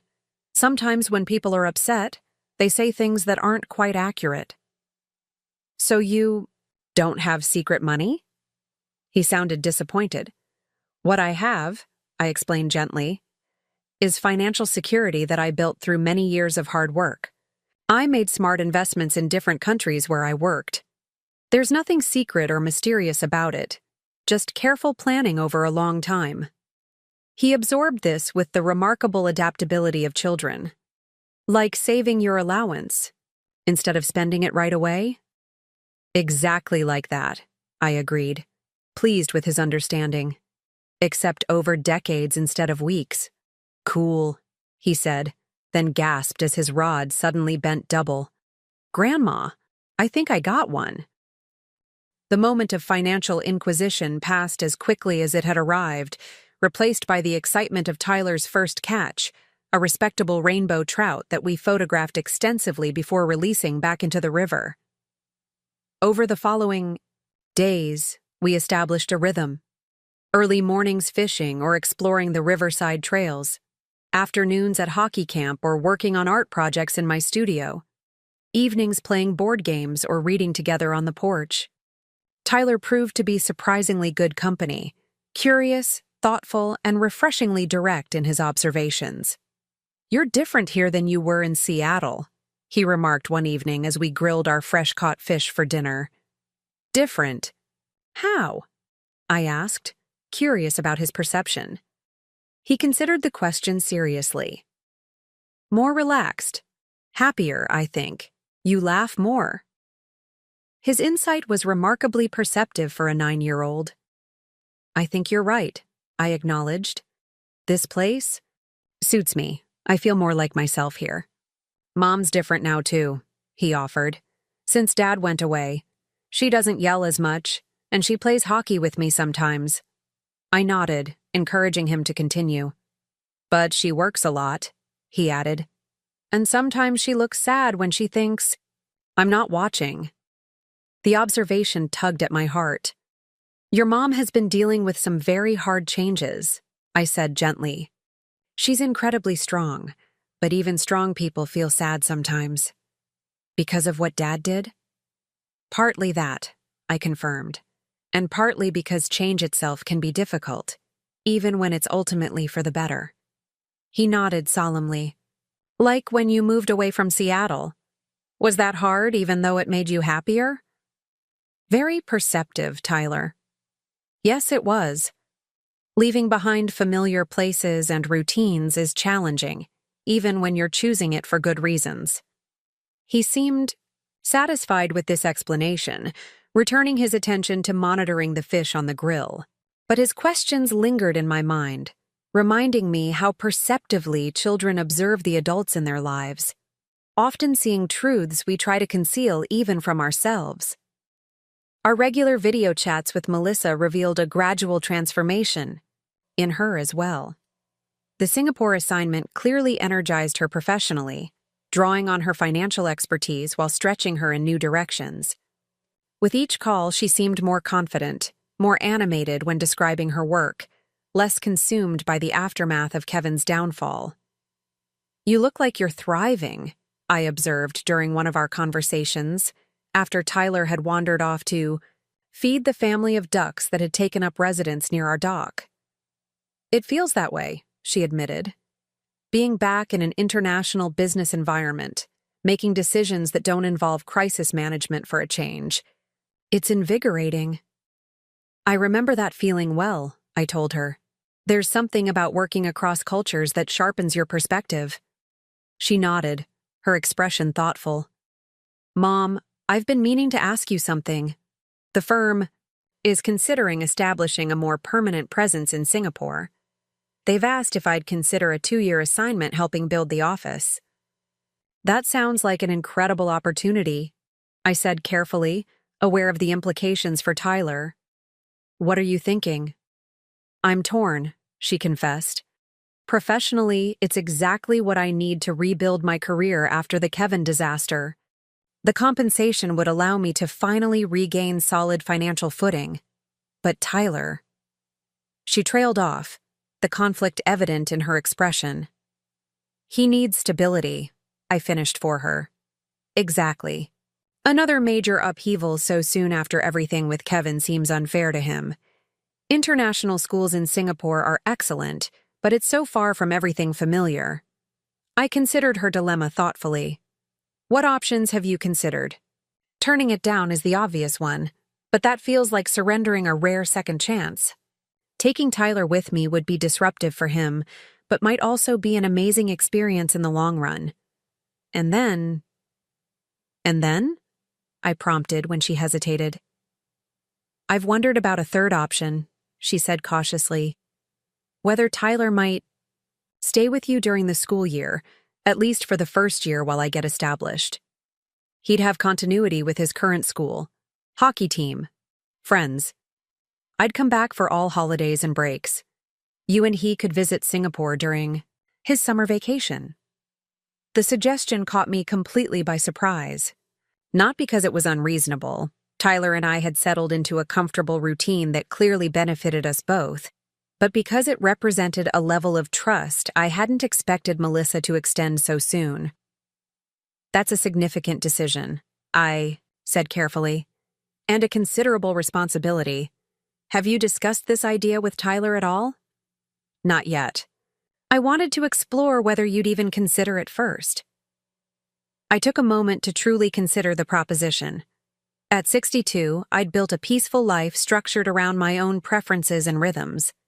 Taking on primary caretaking responsibilities for an active child would fundamentally alter that carefully constructed independence.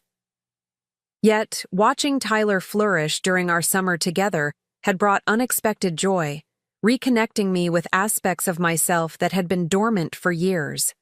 "I would consider it," I said finally. "But only if Tyler is genuinely comfortable with the arrangement, not just agreeing to please you. And we would need very clear parameters about decision-making authority, financial responsibilities, and how we handle any challenges that might arise." Relief washed over her face. "Of course. I wouldn't want it any other way." "Let's take some time to think about it," I suggested. "You discuss it with Tyler and really listen to his feelings. I'll consider what adjustments I'd need to make here. Then we can talk again next week." After the call ended, I walked down to the dock where Tyler was still engaged with the duck family, having named each member and created an elaborate backstory about their lives beneath the surface of the river. "Grandma, look! The babies are getting their real feathers now. They're growing up so fast." I sat beside him, watching the ducklings paddle efficiently behind their mother. "They certainly are. That's what living things do. They grow and change, sometimes in surprising ways." He leaned against my side comfortably, a gesture that had become natural over our weeks together. "I like it here," he said simply. "It's peaceful." "Even for an energetic boy who loves hockey and video games?" I teased gently. He nodded seriously. Even for me, it's a different kind of fun, like slower but deeper. His articulation of exactly what I valued about my riverside sanctuary struck me profoundly. Perhaps there was wisdom in considering Melissa's proposal, not just for her career rehabilitation or Tyler's stability, but for the unexpected bond that had formed between grandmother and grandson during this summer interlude. When the time came to discuss the Singapore possibility with Tyler, I made myself scarce, wanting Melissa to have a private conversation with her son without my influence. They walked along the river while I deliberately busied myself in the studio, respecting their need for space. When they returned, Tyler's expression was thoughtful but not distressed. Mom says she might go work in Singapore, he informed me as he helped prepare dinner that evening. For 2 whole years. That's what she's considering, I confirmed. How do you feel about that? He chopped carrots with careful concentration, a skill I'd taught him during our cooking lessons. I'd miss her a lot. But she says it's really important for her job, and I could either go with her or stay here with you for the school year. Both options have good things and challenging things about them, I acknowledged. Singapore would be an amazing adventure, a whole different culture, new friends, interesting experiences. But staying here would mean keeping your school, your hockey team, your friends. He nodded, continuing to line up carrot pieces in precise rows. If I stayed with you, would we still fish in the morning sometimes? And could I bring Watson? Watson was the elderly golden retriever Melissa had adopted from a rescue organization the previous year, a gentle soul who had provided tremendous emotional support to Tyler during the tumultuous period of Kevin's arrest and absence. Watson would be very welcome, I assured him. And yes, we could absolutely still fish, though during the school year, probably just on weekends. He seemed satisfied with this answer. Mom says she'd call every day and come back for all the holidays, and we could go visit her in Singapore for Christmas and summer vacation. That sounds like she's thought carefully about how to stay connected with you, even across the distance. Yeah. He paused his chopping, looking up at me with serious eyes. Grandma, would you be sad if I stayed with you? Would it mess up your life? The directness of his question touched me deeply. Tyler, having you here this summer has been one of the greatest joys of my life. If you stayed longer, some things would change. I'd need to adjust my schedule, make sure I was available for school events, that sort of thing. But those aren't sacrifices. They're just part of caring for someone important to me. He nodded, processing this answer with characteristic thoughtfulness. I think I want to stay here, he said finally. At least for this year. Singapore sounds cool, but I don't want to leave my team right when coach says I might make captain. And I really like fishing with you. But is that okay for Mom? Will she be lonely? Your mom will miss you terribly, I said honestly. But she also wants what's best for you. And sometimes adults have to make hard choices to build a better future, even when those choices involve temporary separation from people they love. Like you did when you moved away from Seattle? He asked, demonstrating once again his remarkable ability to connect concepts. Similar, yes, I agreed. Though in my case, the separation was because of conflict rather than opportunity. Your mom's situation is much more positive. She's moving towards something good, not away from something painful. He seemed to accept this distinction. I'll still miss her, he said quietly. Of course you will. And that's perfectly natural. Missing someone is just another way of loving them when they're not physically present. Over the next week, our three-way discussions about the Singapore opportunity evolved into concrete planning. Melissa accepted the position. We established a schedule for regular video calls that accommodated the time difference, and I began researching how to formally establish my legal guardianship during her absence. We'll need temporary guardianship, papers, I explained during one of our planning sessions. Nothing that diminishes your parental rights, just documents that allow me to make day-to-day decisions regarding Tyler's education, healthcare, and activities. Rick can help with that? She asked, referring to my longtime attorney. He can recommend the right family law specialist, I confirmed. This needs to be handled properly to prevent any complications with school or medical care. She nodded, taking notes on her tablet. And finances? I'll continue covering Tyler's expenses, of course. School, activities, clothing, healthcare. That makes sense, I agreed. We can set up a dedicated account for those expenses for transparency. I'm happy to cover day-to-day costs like food and any additional activities we might discover he enjoys. Tyler, who had been listening to this exchange with apparent boredom, suddenly perked up. Like fishing equipment? Because I was thinking I might need a better rod if we're going to catch steelhead this fall. Melissa and I exchanged amused glances. We'll discuss fishing equipment separately, I told him with mock seriousness. That falls under the category of special negotiations. As our summer together drew to a close, and preparations for both Melissa's departure to Singapore and Tyler's more permanent stay with me accelerated, I found myself reflecting on the unexpected journey that had brought us to this point. The offshore accounts that had once symbolized my need for financial independence from my daughter's controlling behavior had evolved into something entirely different. The security that now allowed me to support both Melissa and Tyler through this next chapter of our family story. While Melissa finalized her international work details, I focused on preparing my home and life for Tyler's extended stay. The guest room became properly his, decorated with hockey posters and a special shelf for his growing collection of fishing lures.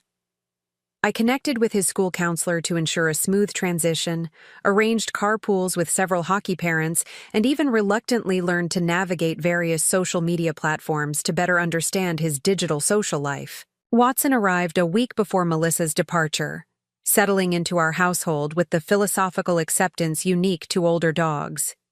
He claimed a sunny spot on the deck overlooking the river, and quickly established a routine of gentle morning walks and afternoon naps that complemented our household rhythms perfectly.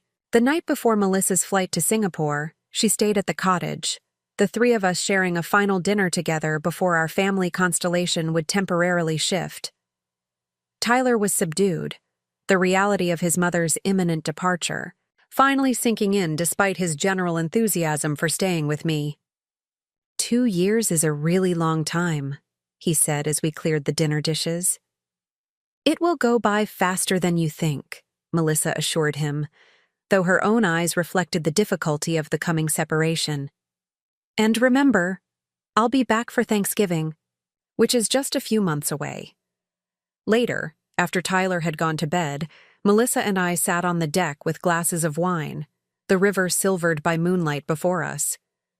Are you sure about this? She asked quietly. It's a tremendous responsibility I'm placing on you. I'm sure, I confirmed. What I'm less certain about is whether you're completely comfortable with it. This is a significant act of trust, given our history. She traced the rim of her wineglass thoughtfully. That's precisely why I'm at peace with the decision. After everything, my misguided attempt to control your finances, Kevin's betrayal, the legal nightmare, I've gained a much deeper understanding of trust and independence. You trusted me enough to allow me back into your life after I violated your autonomy. I trust you enough to care for my son while I rebuild my career. That's quite an evolution, I observed. For both of us, she agreed. A year ago, I would never have considered an international assignment that separated me from Tyler, no matter how beneficial professionally. I would have sacrificed that opportunity out of fear and guilt. And now? Now I understand that sometimes the best parenting decision is modeling courage and resilience rather than perpetual presence. Tyler will learn more from seeing me rebuild my career with integrity than he would from watching me shrink my life out of anxiety about leaving him. Her words resonated deeply with my own life philosophy, one I had practiced but never fully, articulated to her until our relationship ruptured and reformed. "You know," I said carefully, "those offshore accounts you were so curious about, they were never really about the money itself." She looked up, interest sparked in her expression. "They represented something more fundamental, the right to self-determination. Financial independence was simply the practical foundation that supported that right. What I protected wasn't wealth, it was autonomy." "I understand that now," she said softly. "And I hope to build something similar for myself through this. Singapore opportunity, not hidden accounts, but genuine financial resilience that can't be undermined by someone else's poor decisions." "That's a worthy goal," I affirmed, "and one I fully support." We sat in companionable silence for a while, the gentle lapping of the river against the dock creating a soothing backdrop to our thoughts. "Mom," Melissa said eventually, "I never asked if you have regrets about leaving Seattle so abruptly, about the months of separation, about any of it." I considered the question thoughtfully. Regrets? No. Sadness about the circumstances that made it necessary? Certainly. But the distance created space for both of us to evolve in ways that might not have been possible otherwise. "Into who we were always meant to be," she suggested. "Perhaps. Or simply into more authentic versions of ourselves, less constrained by expectations and patterns that no longer served us." The next morning brought the inevitable tears as Melissa said goodbye to Tyler, promising frequent video calls and sending detailed instructions for downloading the international messaging apps that would keep them connected across continents. I maintained a supportive presence, neither minimizing their emotional parting nor amplifying the drama of temporary separation. As we waved goodbye to her taxi, Tyler's hand firmly in mine, I felt the weight of responsibility settle around my shoulders, not as a burden, but as a mantle willingly accepted.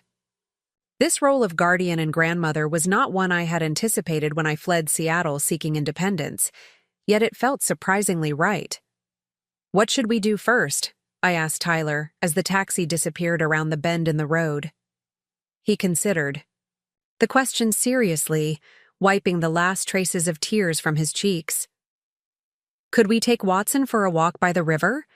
And maybe check if the fishing is good this afternoon?"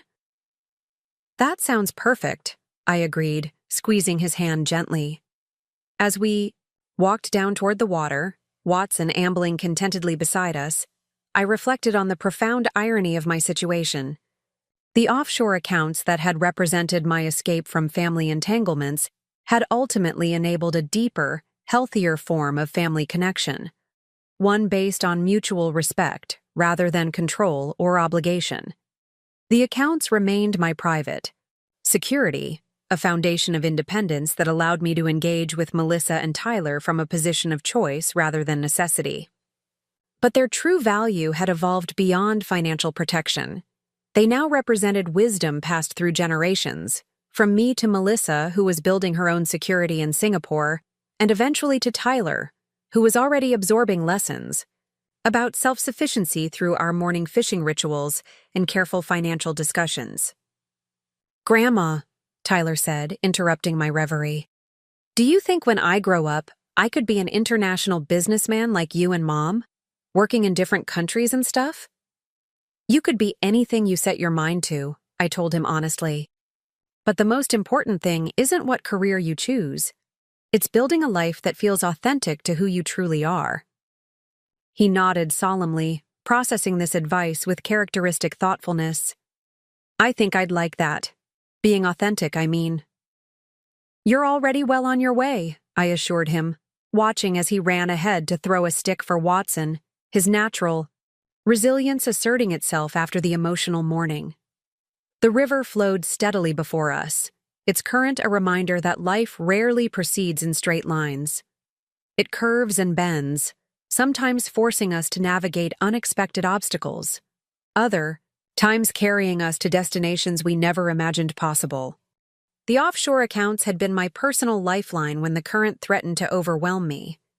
Now they formed the bedrock of a new chapter, one where financial security enabled generational healing rather than protective isolation. As Tyler and Watson splashed at the river's edge, their joy evident in every movement, I silently thanked my younger self for the foresight that had created this possibility. The accounts my daughter had never found had protected more than my assets. They had preserved my ability to choose this moment, this responsibility, this unexpected joy of family reconfigured and relationships renewed through wisdom rather than wounded pride. 5 years passed in a rhythm I could never have imagined when I first fled to Portland seeking independence. Tyler grew from a thoughtful 9-year-old into a lanky teenager whose voice now cracked unpredictably when he talked about hockey statistics or fishing techniques. Melissa's temporary assignment in Singapore had evolved into a permanent position as regional director, her career flourishing beyond even her ambitious expectations. And I, at 67, had found an unexpected balance between autonomy and connection that enriched my life immeasurably. We created our own unique family pattern. Tyler lived with me during the school year, thriving academically and becoming a standout on his hockey team. Melissa returned for every major holiday and school break, our cottage expanding to accommodate her visits with ease and warmth.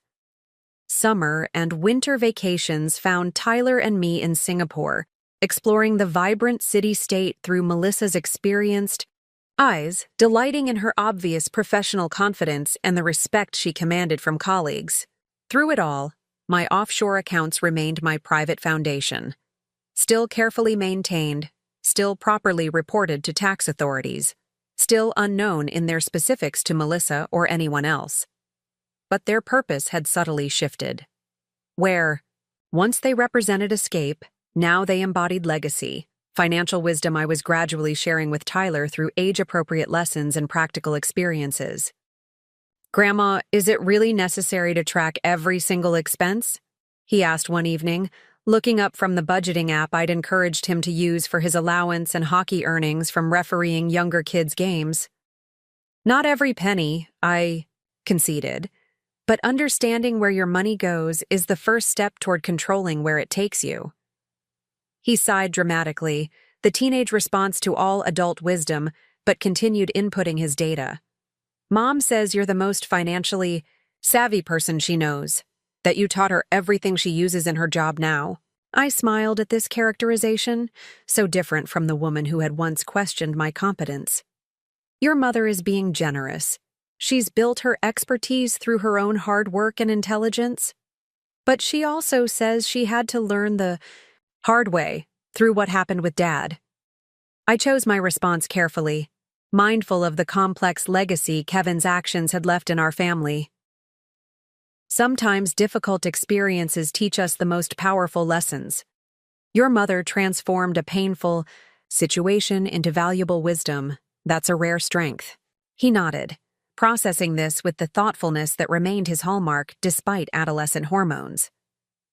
"Is that why you keep teaching me about money? So I don't have to learn those lessons the hard way?" "Exactly," I confirmed. "Financial literacy is a form of freedom.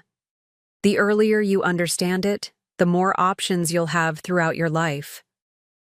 Our conversation was interrupted by the chime of an incoming video call, Melissa checking in from Singapore, where it was all ready.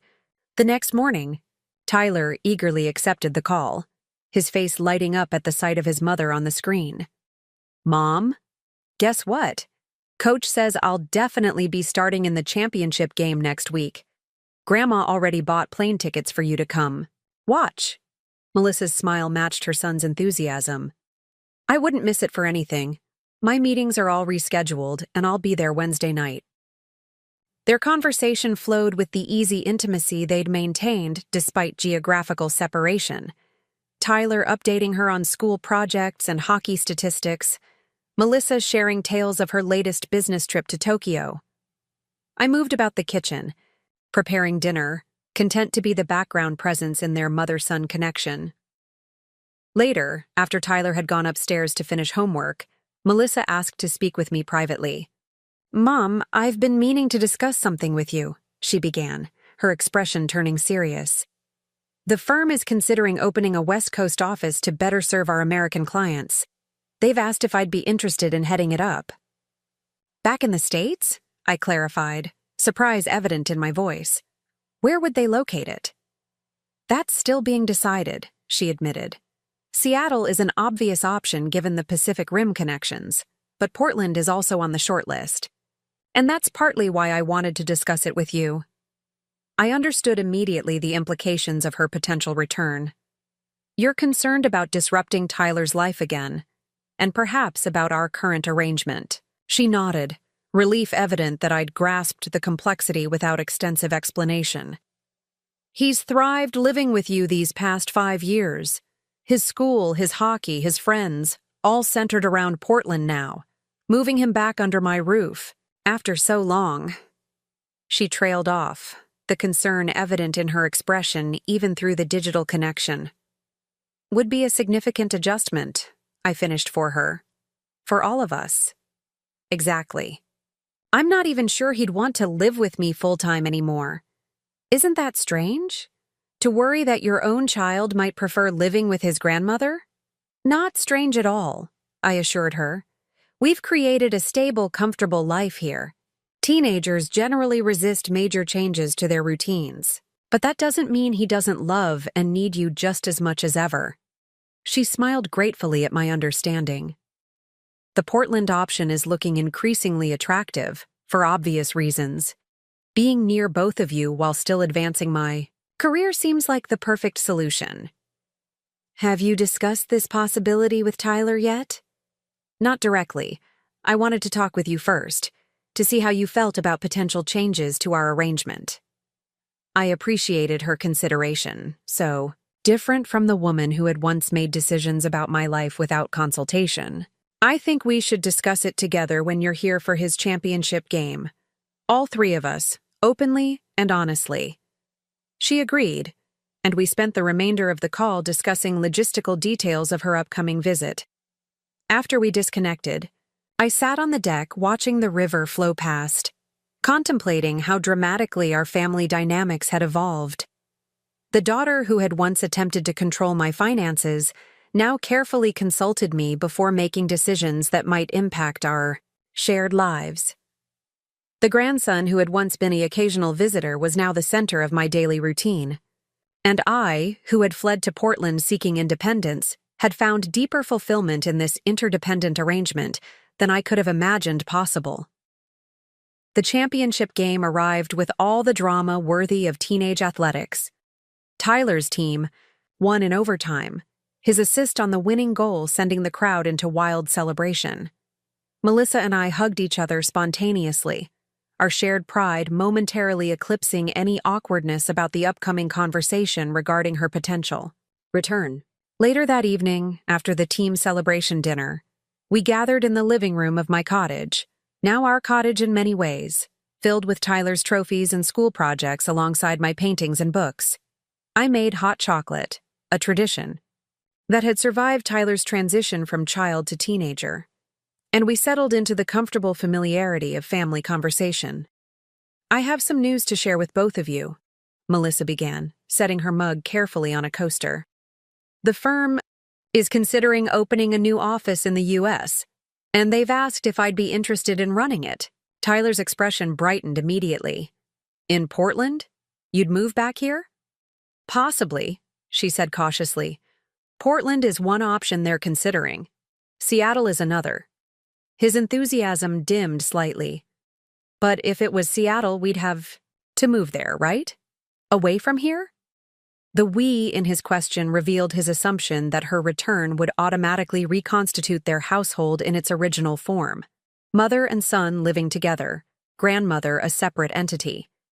Melissa glanced at me, seeking guidance on how to navigate this delicate territory. "Actually," I interjected gently, "that's something the 3 of us should discuss together. There are several possibilities to consider." Tyler looked between us, teenage perceptiveness cutting through adult diplomatic language. You mean whether I'd live with Mom again or keep living here with you? Essentially, yes, Melissa confirmed. You're 14 now, old enough to have a voice in these decisions. Your life is established here. School, hockey, friends. Moving to Seattle would mean starting over in many ways. But if you moved to Portland, I could live with you but still keep everything the same, right? His question revealed the complex emotions beneath the surface, the natural desire to reconnect with his mother balanced against teenage resistance to change. That's one option, she agreed. Or we could find a middle ground. Perhaps you'd split time between both households. Or we might find a place near here to maintain your school and activities while creating a new family home. I watched this exchange with quiet pride in both of them. Melissa for approaching the situation with such thoughtful consideration. Tyler for engaging maturely with a complex family decision. What about you, Grandma? Tyler turned to me, concern evident in his expression. Would you be lonely if I moved out? The question touched me deeply. I would certainly miss our daily conversations and routines, I acknowledged honestly. But I would never want that to prevent you from rebuilding your primary household with your mother. Family evolves, Tyler. The relationships remain strong, even when the living arrangements change. Could we still fish on weekends? And would you still come to my games? Wild horses couldn't keep me away, I assured him with a smile. The conversation continued late into the evening, exploring various living arrangements and their practical implications. No final decisions were made. Melissa's transfer wasn't yet confirmed, and location details remained pending.